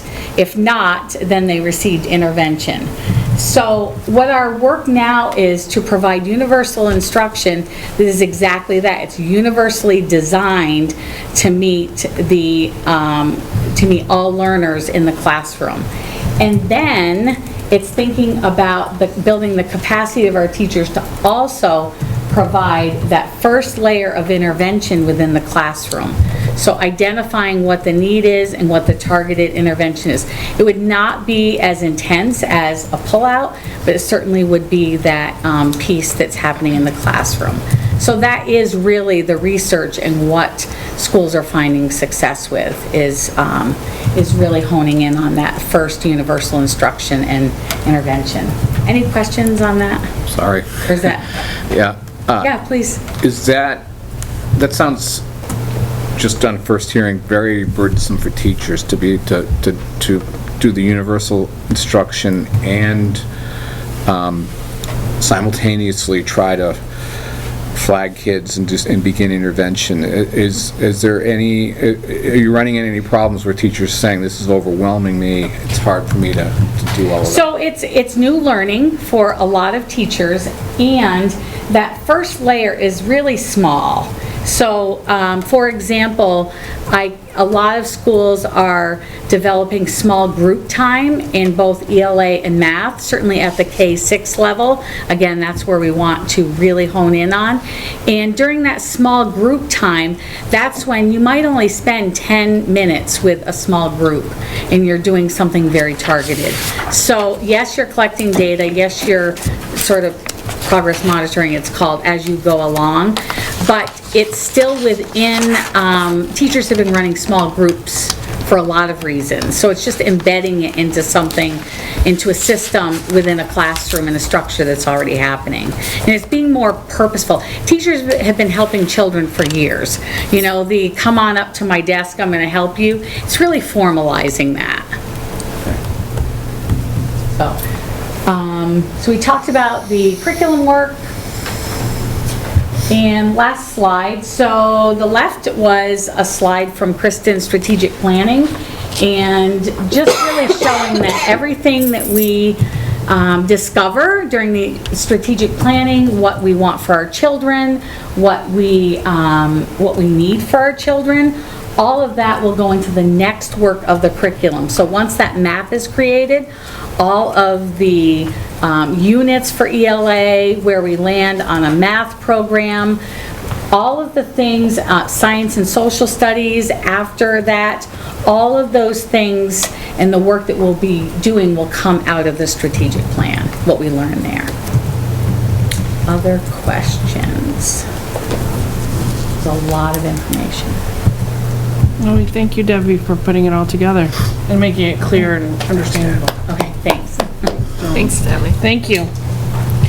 Okay, so after Debbie, we now have our own Brenda Fleming, who's going to give us an ESSER pre-budget presentation. Okay, thanks. I think Vanna's pulling it. I'm on it. I'm ready. Here we go. So this is kind of the time of year where we just talk about the environment that we're in. And this year, it's a little bit longer than it has been in the past because there's a new weighting factor and a new pupil count that I want to explain to you and what that means. So as always, kind of the guiding principles of our budget or the drivers of our budget are the Rutland Northeast mission and vision, the ENDS policies of Otter Valley and Barstow, the supervisory union goals, focusing on equity of opportunity for student achievement and efficiency in delivery. Just to give you a little headline of just a kind of a timeline, just to remind you of what the budget process is so in October we come and we talk to you about what the environment looks like, what type of things are in the move that are going on. In late November, Rutland Northeast will have their first draft, and that of course filters into each of the budgets, so that's an important component. In early December, we will present our first full draft to you. I think it's December 2nd, 3rd, somewhere in that first week, and at Barstow later on in the month. By mid-December, Rutland Northeast budget is approved, special education numbers are in, and we get to finally really kind of fine-tune those assessment numbers, which are a big piece of your budget, approximately 25%. And then mid to late December, it's not on this slide, but it's on the later slide, we get information from the state about common level of appraisal. So at that point, we get to filter it all down and say, this is what your unified tax rate is, and this is what it means to each of the different towns. And if you live in a $100,000 home, this is what you're looking at. Then in early January, you usually have a special meeting where you adopt the budget, and then you do have a hard stop date so for printing purposes of adopting by January 19th. So trends in consumer price index. I've been doing this for a long time, and it's always been kind of like flat 3%. It isn't anymore. You're seeing a lot more like this, and you can see, if you just kind of focus on the last three, which is August 2023, you can figure out how to put the title in there. That's the beauty of Google Docs. But August 21, we were looking at 5%, 8%, and heading into this year just shy of 4%. So we're still seeing increased costs of things, and I think you're all feeling it when you go out to dinner or you go to the grocery store as well. The homestead yield is designed to try to keep up with that. And the homestead yield is used to determine what homestead property tax is. I'm showing you this just to see, so you can see specifically how, you know, it would kind of rise a little, but then all of a sudden in '22, it rose 17%, and last year it rose 16%. This year, it's going to plummet, and I'm going to explain that to you. It's looking at it longitudinally over the long term is no longer going to be applicable because of the new weighting. So in the future, I'll take that out. So let's talk a little bit about the new Act 127 weighting factors. So the first thing to do is to understand what the current weighting factor is. So the current weighting factor is a term called equalized pupil. You've heard me, you might not have recognized what it was, but what it is it starts with our real kids. So it takes account of our students that are enrolled in our schools on the 11th to the 30th day. So it's a 20-day window in this October and last October. And it averages those two together. And then it goes from there and it says, we believe that it costs less money to educate a preschool student because they only come 10 hours. It costs more money to educate a high school student because they have teaching by discipline and multiple pathways to graduation. We also believe it costs more money for students living in poverty as well as English language learners. So the equalized pupils pulled all those together and came up with a weighted number. And then they had this magic equalize factor. And it's been in existence for, boy, probably 15 years. It's been in existence since Fernanda and I first worked together, right? So what they said was, we don't want to pay for more kids than really exist in the state, so we're going to equalize them. So we're going to take those weights that you just did throughout the state, that becomes the denominator, the numerator, and we're going to divide it by the real number of kids. And then we're going to get a factor, and we're going to take everyone's weight, and we're going to equalize it down to that factor. So when we as a state are paying for kids, it's on that equalized number. Okay? That's all going away. So everything I just told you, you can forget. Wish it was something simpler. Except the long-term weighted membership. So kind of the base of both of these calculations are real kids in our school during that 20-day window in this year and last year, averaged over 2 years. That's called the long-term membership and average daily membership. So the 20 days in 1 year over 2, average daily membership. So for us, that period just ended. So the 11th day through the 30th day started on September 14th and ended on October 13th, and then I realized that was not a school day, so it really ended on Monday, October 16th. It's any student who's publicly funded, and they can be partial. So if a student was enrolled that entire time, they're a 1. If they were enrolled for 10 of those days, they're a 0.5. So it's rarely a whole number. So the 2 years are averaged together to give you your average, your long-term membership, your average long-term membership. And so here's where the fun comes in. And so now the new form, the new pupil count is the long-term weighted average daily membership, LTW ADM, right? We'll get t-shirts made. They've added 5 categories. Guess my letters. This came from a study that the legislature commissioned for UVM to look at how much does it really cost to educate students in these circumstances versus kind of the equalized pupil, quite honestly, was an educated guess. And so now they're saying, okay, how much does it really cost? And so first they start with your grade levels and define weights. Then they talk about poverty and they use free and reduced, which becomes problematic. Right. So anything any one of you can do to remind people to fill out the free and reduced applications, please do. We've been doing an all full court campaign on that. Universal meals are great and a wonderful thing, but people then know, fill out the paperwork, and that paperwork is essential. Students in poverty count for 100% more than students not in poverty. So having that number as accurately as possible is essential. The next is sparsity, population density, and to be honest with you, I'm not really sure how that's calculated. Then there's the districts that have small schools. They know that if you have a small school, it costs more money to educate because you might have a class, we find this at Lothrop, you might have a class of 10, well, you can't go less than a teacher, right? Just because you have less than optimal class sizes. And then English language learners count as a lot more as well. And it's no longer weighted. So all of these weights, which are much higher than they used to, are now calculated, added together, and it's not equalized.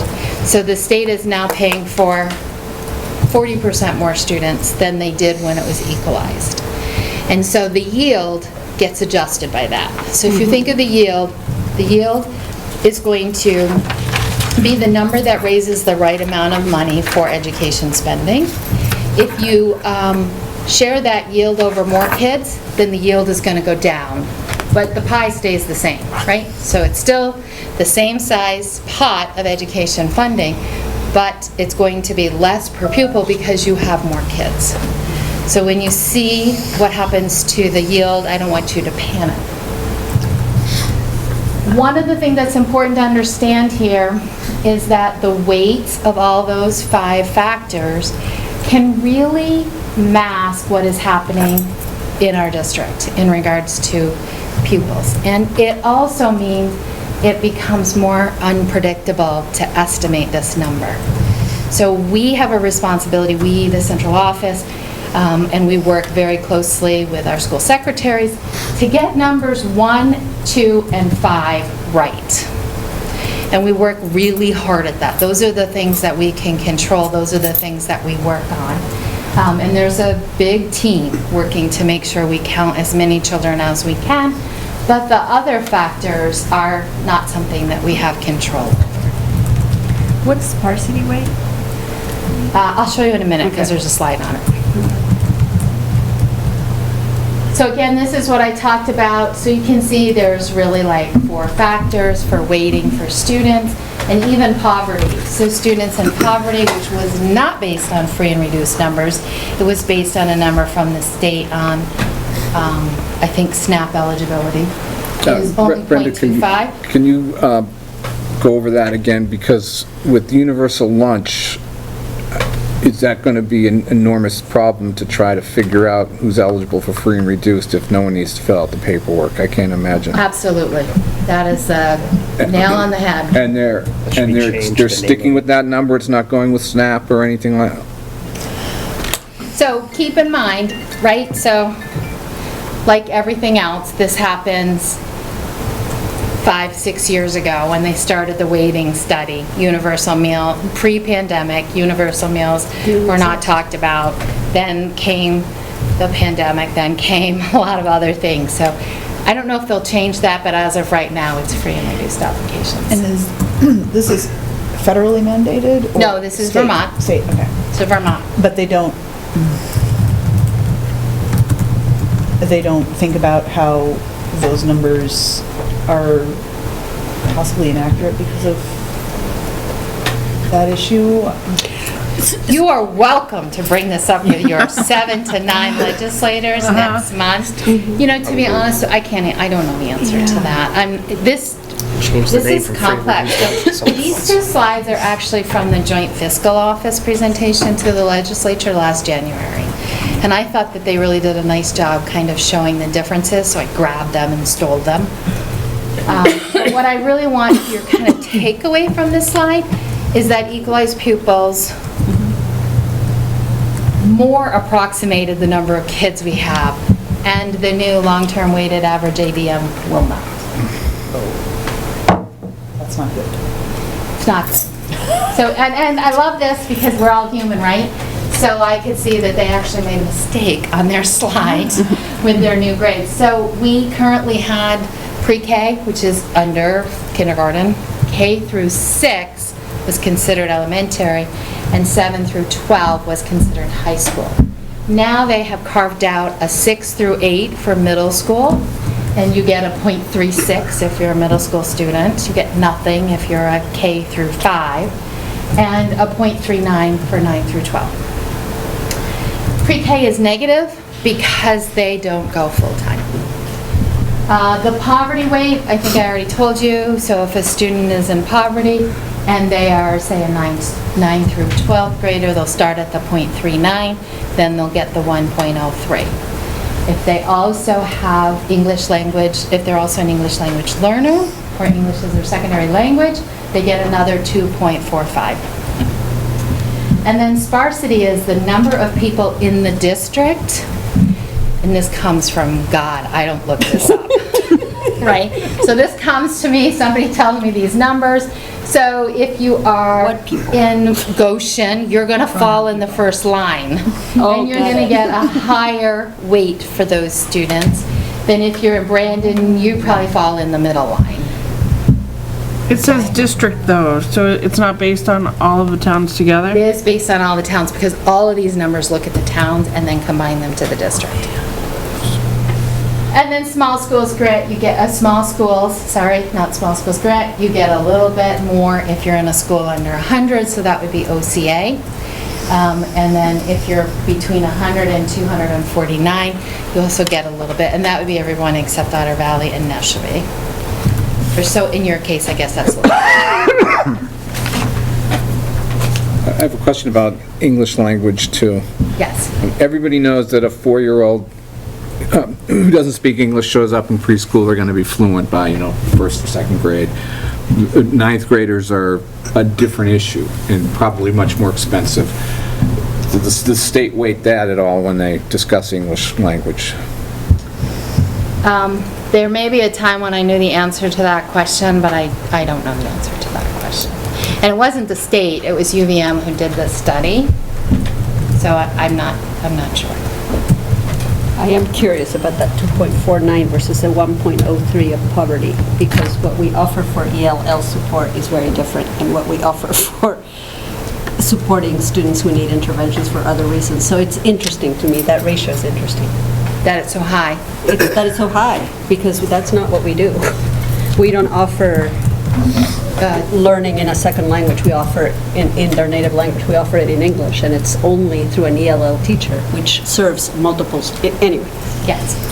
So it's an interesting thing that ratio is so high. I think that's their way of saying we weren't effective, and that we should be putting more money into that. We should be putting more money into that. And ironically, there's very few funds that come through our title fund system for ELL. For ELL. Yeah. Very few. Right. Let's skip Barstow and go straight to Otter Valley. So, this is okay. What if the Act 127 weights that I just scared you all about were into play today? What would that have meant? And so the column on the left is what happened today. And so our net education spending, so our total budget minus our local revenues, is 24 million. We have 1,258 equalized pupil. This is the whole Otter Valley District, pre-K through 12. Gives us a per equalized pupil spending of 18,600. The yield that you saw way back on that slide was 15,479. What that means is, for the first 15,479 of that 18,000, you have a $1 tax rate, and then everything between that is proportionate. So we have a $1.20 tax rate.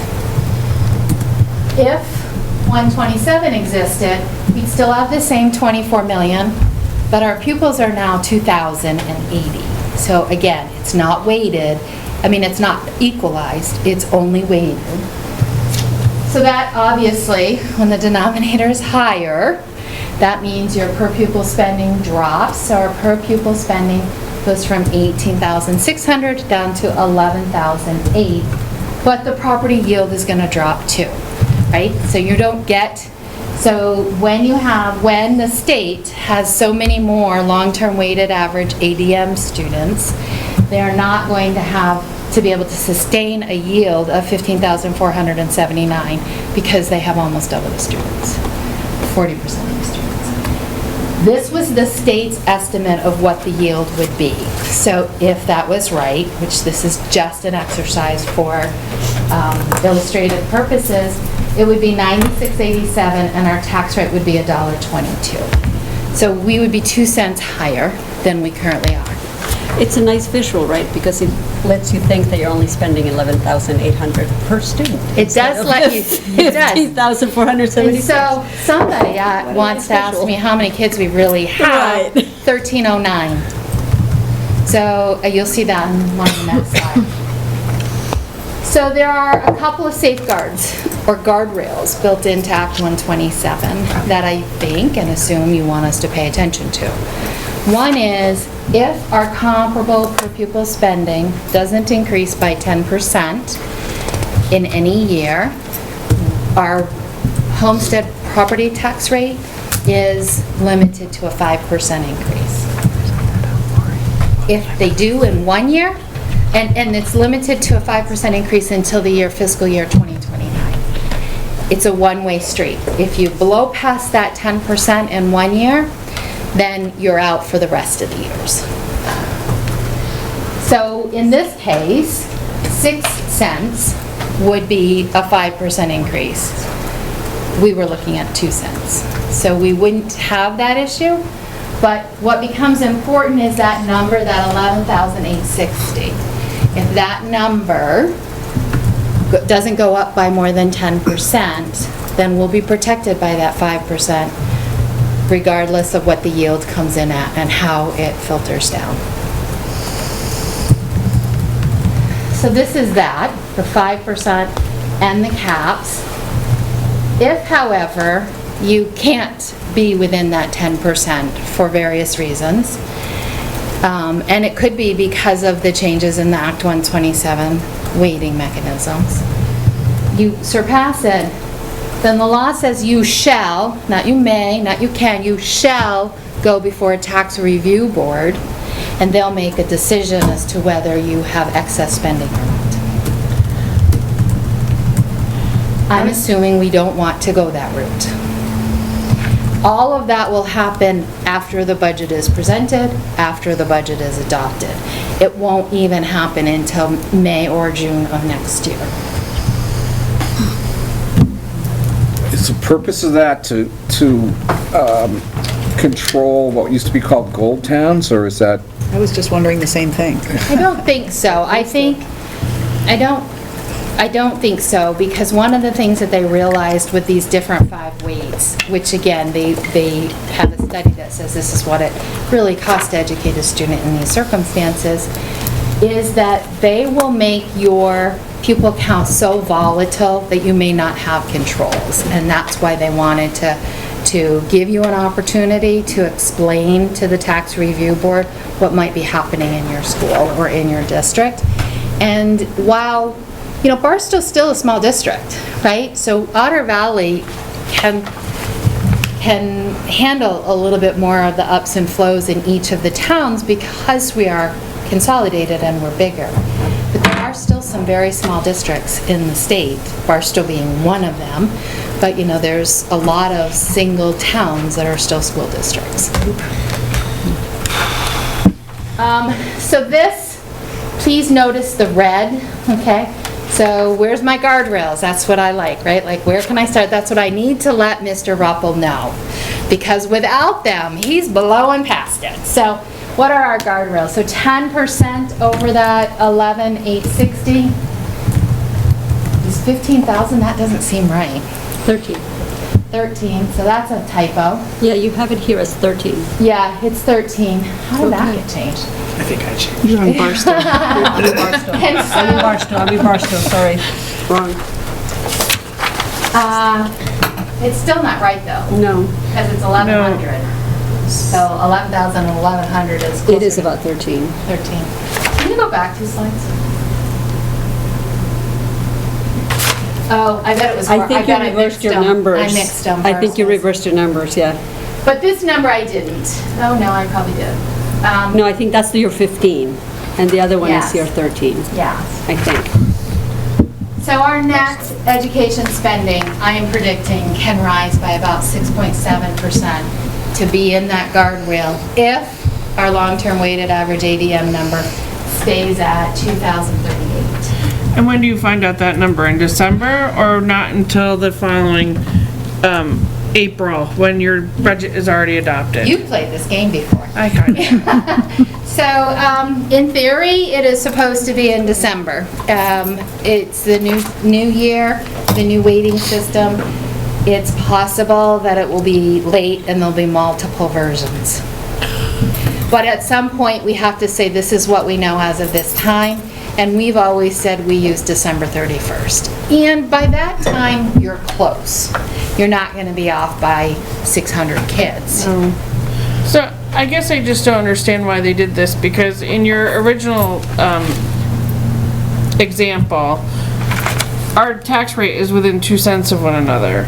And now all they've done is made it more complicated and more complex, making it harder and harder to, or actually making it easier to make errors that can throw everything off.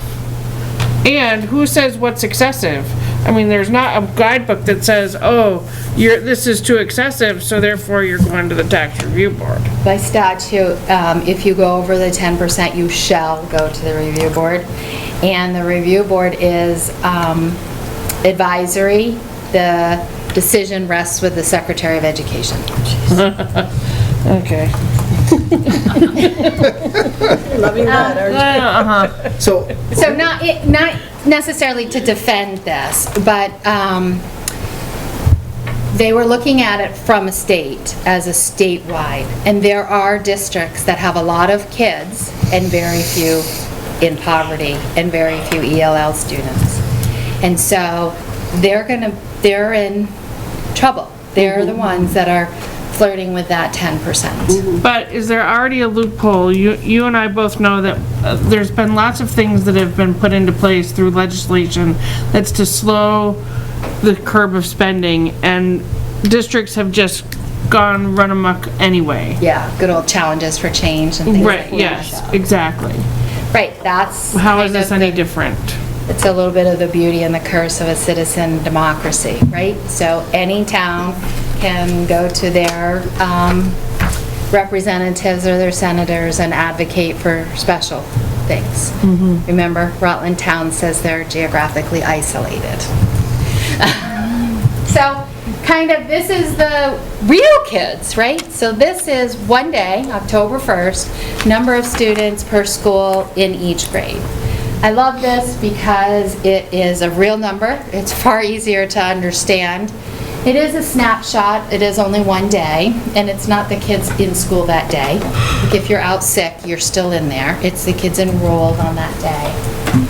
And just to give you, so that the number, you know, how many real kids do we have? So we have really 1,390 kids, pre-K through 12. So I think it was 1,258 equalized pupils.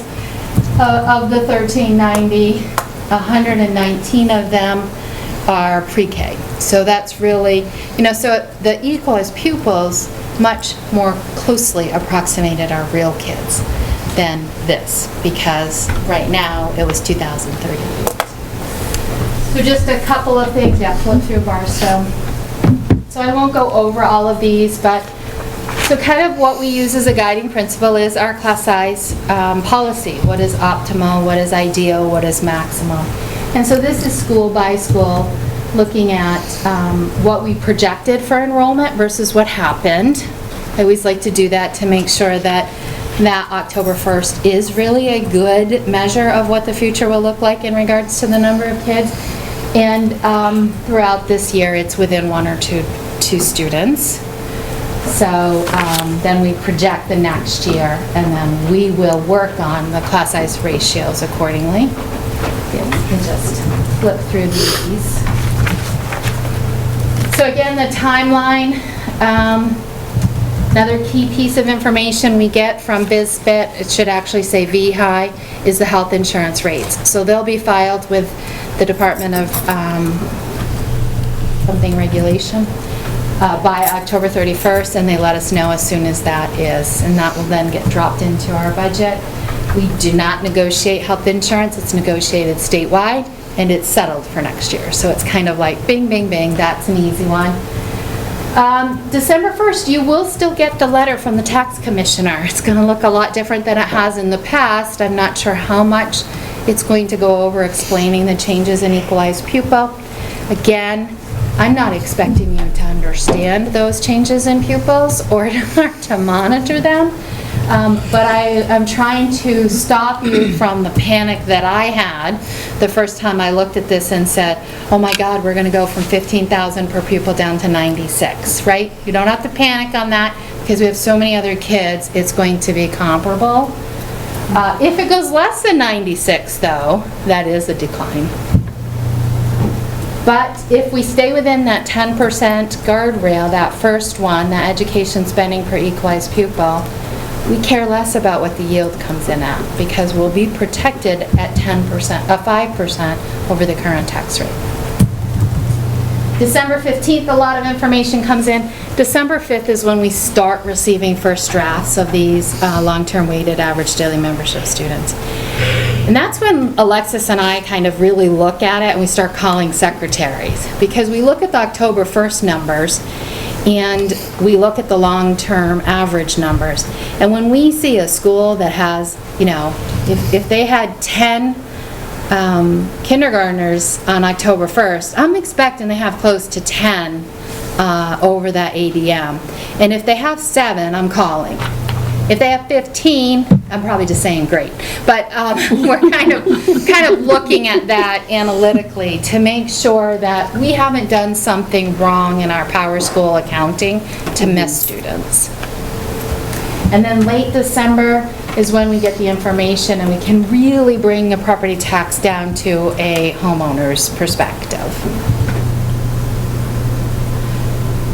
This will be posted on the website. This is just a little link out to the ESSER spending. It's the whole state, and you can pull down each district. It's just a thermostat of how much of our ESSER 1, 2, and 3s have been spent.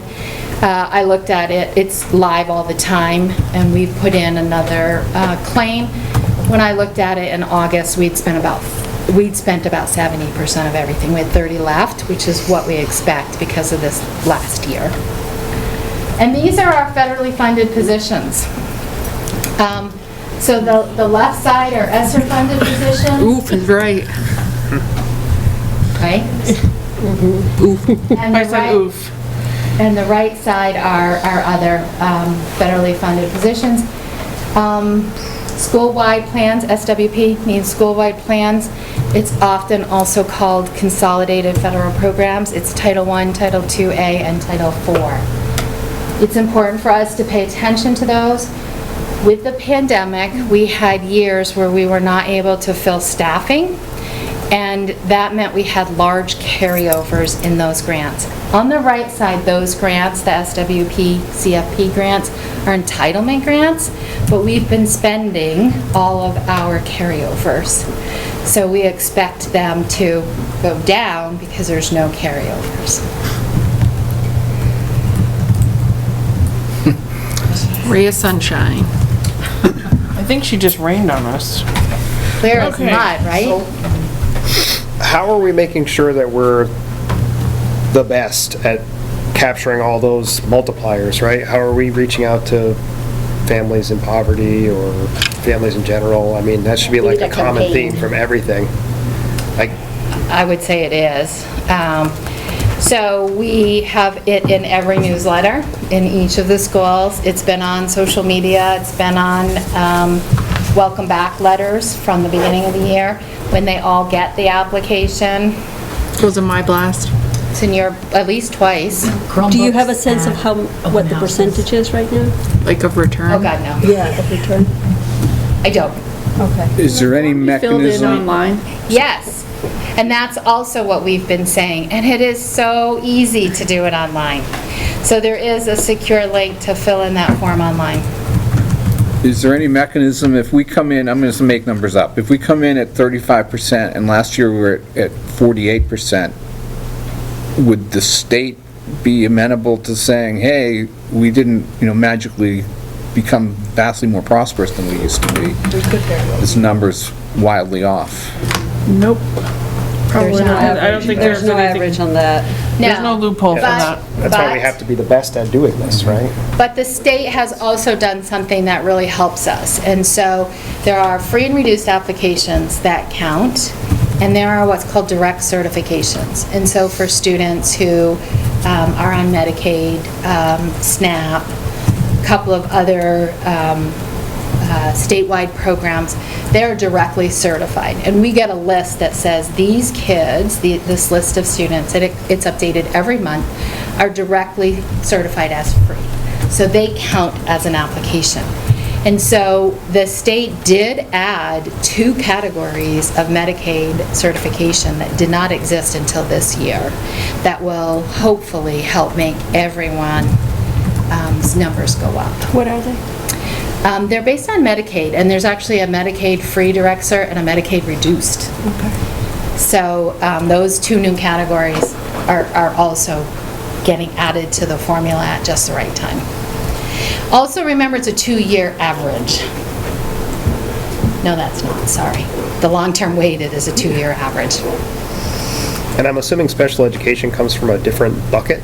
That's the 173. That's 173. It comes from a census-based block grant. Well, because I'm thinking about like, English-speaking learners, right? Well, what if you're deaf? Right? I mean, just things like that. It's not in there, is there? Yeah, they consider not ELL. Disability. They can be. They're considered special ed. Special Yeah, ed. they have a So disability. they're under the 173. Or 504. ELL is only language. I have a guardrail question too. I didn't really understand it, I'll freely admit that right up front.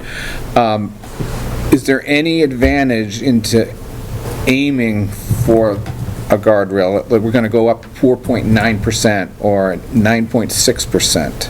Yes. Yes, there is.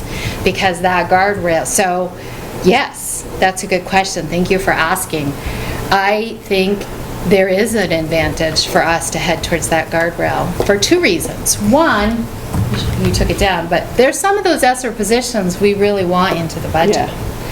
And that guardrail is going to be the base for next year's guardrail. So, you're constantly trying to balance what you might need in the future with what exists now. And if you are protected by that 5%, why wouldn't we be ready to take advantage of that? We're just gonna have to be very careful about how we put this out to the public. When you go from a $24 million budget to a 30 million over or that. more, they're gonna wonder what we're doing. I also think the converse of that is true. So when I budget revenues, you all have worked with me long enough, I'm conservative. Yes, you are. But if my conservative budget on revenue puts us at 101, I'm gonna come down and I'm gonna say, because if we're gonna go over the 10%, I want it to be because we had a deficit and we legitimately spent it, and not because we were thinking about it and we ended up with a surplus and we lost that 5% projection. So yeah, I've been thinking a lot about the strategy on making sure that we do what's best for our communities for this year and the future. We went up by more than 5 last year, right? So. I don't think you did. But I honestly cannot even begin to pretend to remember. I just figured out that I had the wrong 10% on 11,000, so. She doesn't deal well in small numbers. She doesn't. Um, I have a question about these federally 7%. funded. The percentage Oh, that increase or was, the homestead? RNESU was 7%. That was in the paper. Got us in trouble with. Did you have a question? Go ahead. Is this total over a couple of years, or this is just for 1 year? This is this year. Just 1 year. Yep, that's this year. It's total compensation, so that includes benefits. You may not know this, so just as an FYI, the state of Vermont in the 70s made a commitment to teachers, and they said, we're going to put in a defined benefit plan for you, and we're going to fund it. And so for non-federally funded teachers, we don't pay anything, we as a district don't pay anything for their retirement. It's paid at the state level. I mean, we all do through other taxes. But in the school budget, it doesn't exist. For federally funded employees, we have to pay that because the state said if they're federally funded, you got to pay everything for them. And the amount that we have to pay for their federally funded teacher retirement is 26%. So that tells you that if these positions are switching to we get to save a state little. position, we get to save that money. That's not money that you're going to have to account for. That's correct. Okay. That's correct. So that's a silver lining. That's a silver lining. That's a silver lining. We're looking for those. Can I say, I just want to give you a kudos because I haven't listened to you in the past 16 years of my career. And I have to say that I've always appreciated the way you have to explain the details that are so complex in a way that I can get them. So thank you. So thank you. I think it was a little backwards compliment because she reminded me that I am 16 years older than the last time I gave you this spiel. No, you're still 29. That doesn't tell you that we're together many years before then. Other questions for Brenda? Okay, well, we're looking forward to that first budget in December then. Woohoo! Woohoo! All right, thank you. All right, next on our was, so we did the survey regarding if we wanted to change our meeting dates. The poll results confirmed that most of you would like to maintain the first and third Tuesdays. So that is information for you. Our next meeting is set for here, Tuesday, November 7th at 6 o'clock. You can dial in via Zoom or you can come in person. Hopefully you'll show up one way or the other. And at this time, I would take a motion to adjourn. I so moved. Okay, a second? Okay, your leaving would mean that you accepted it.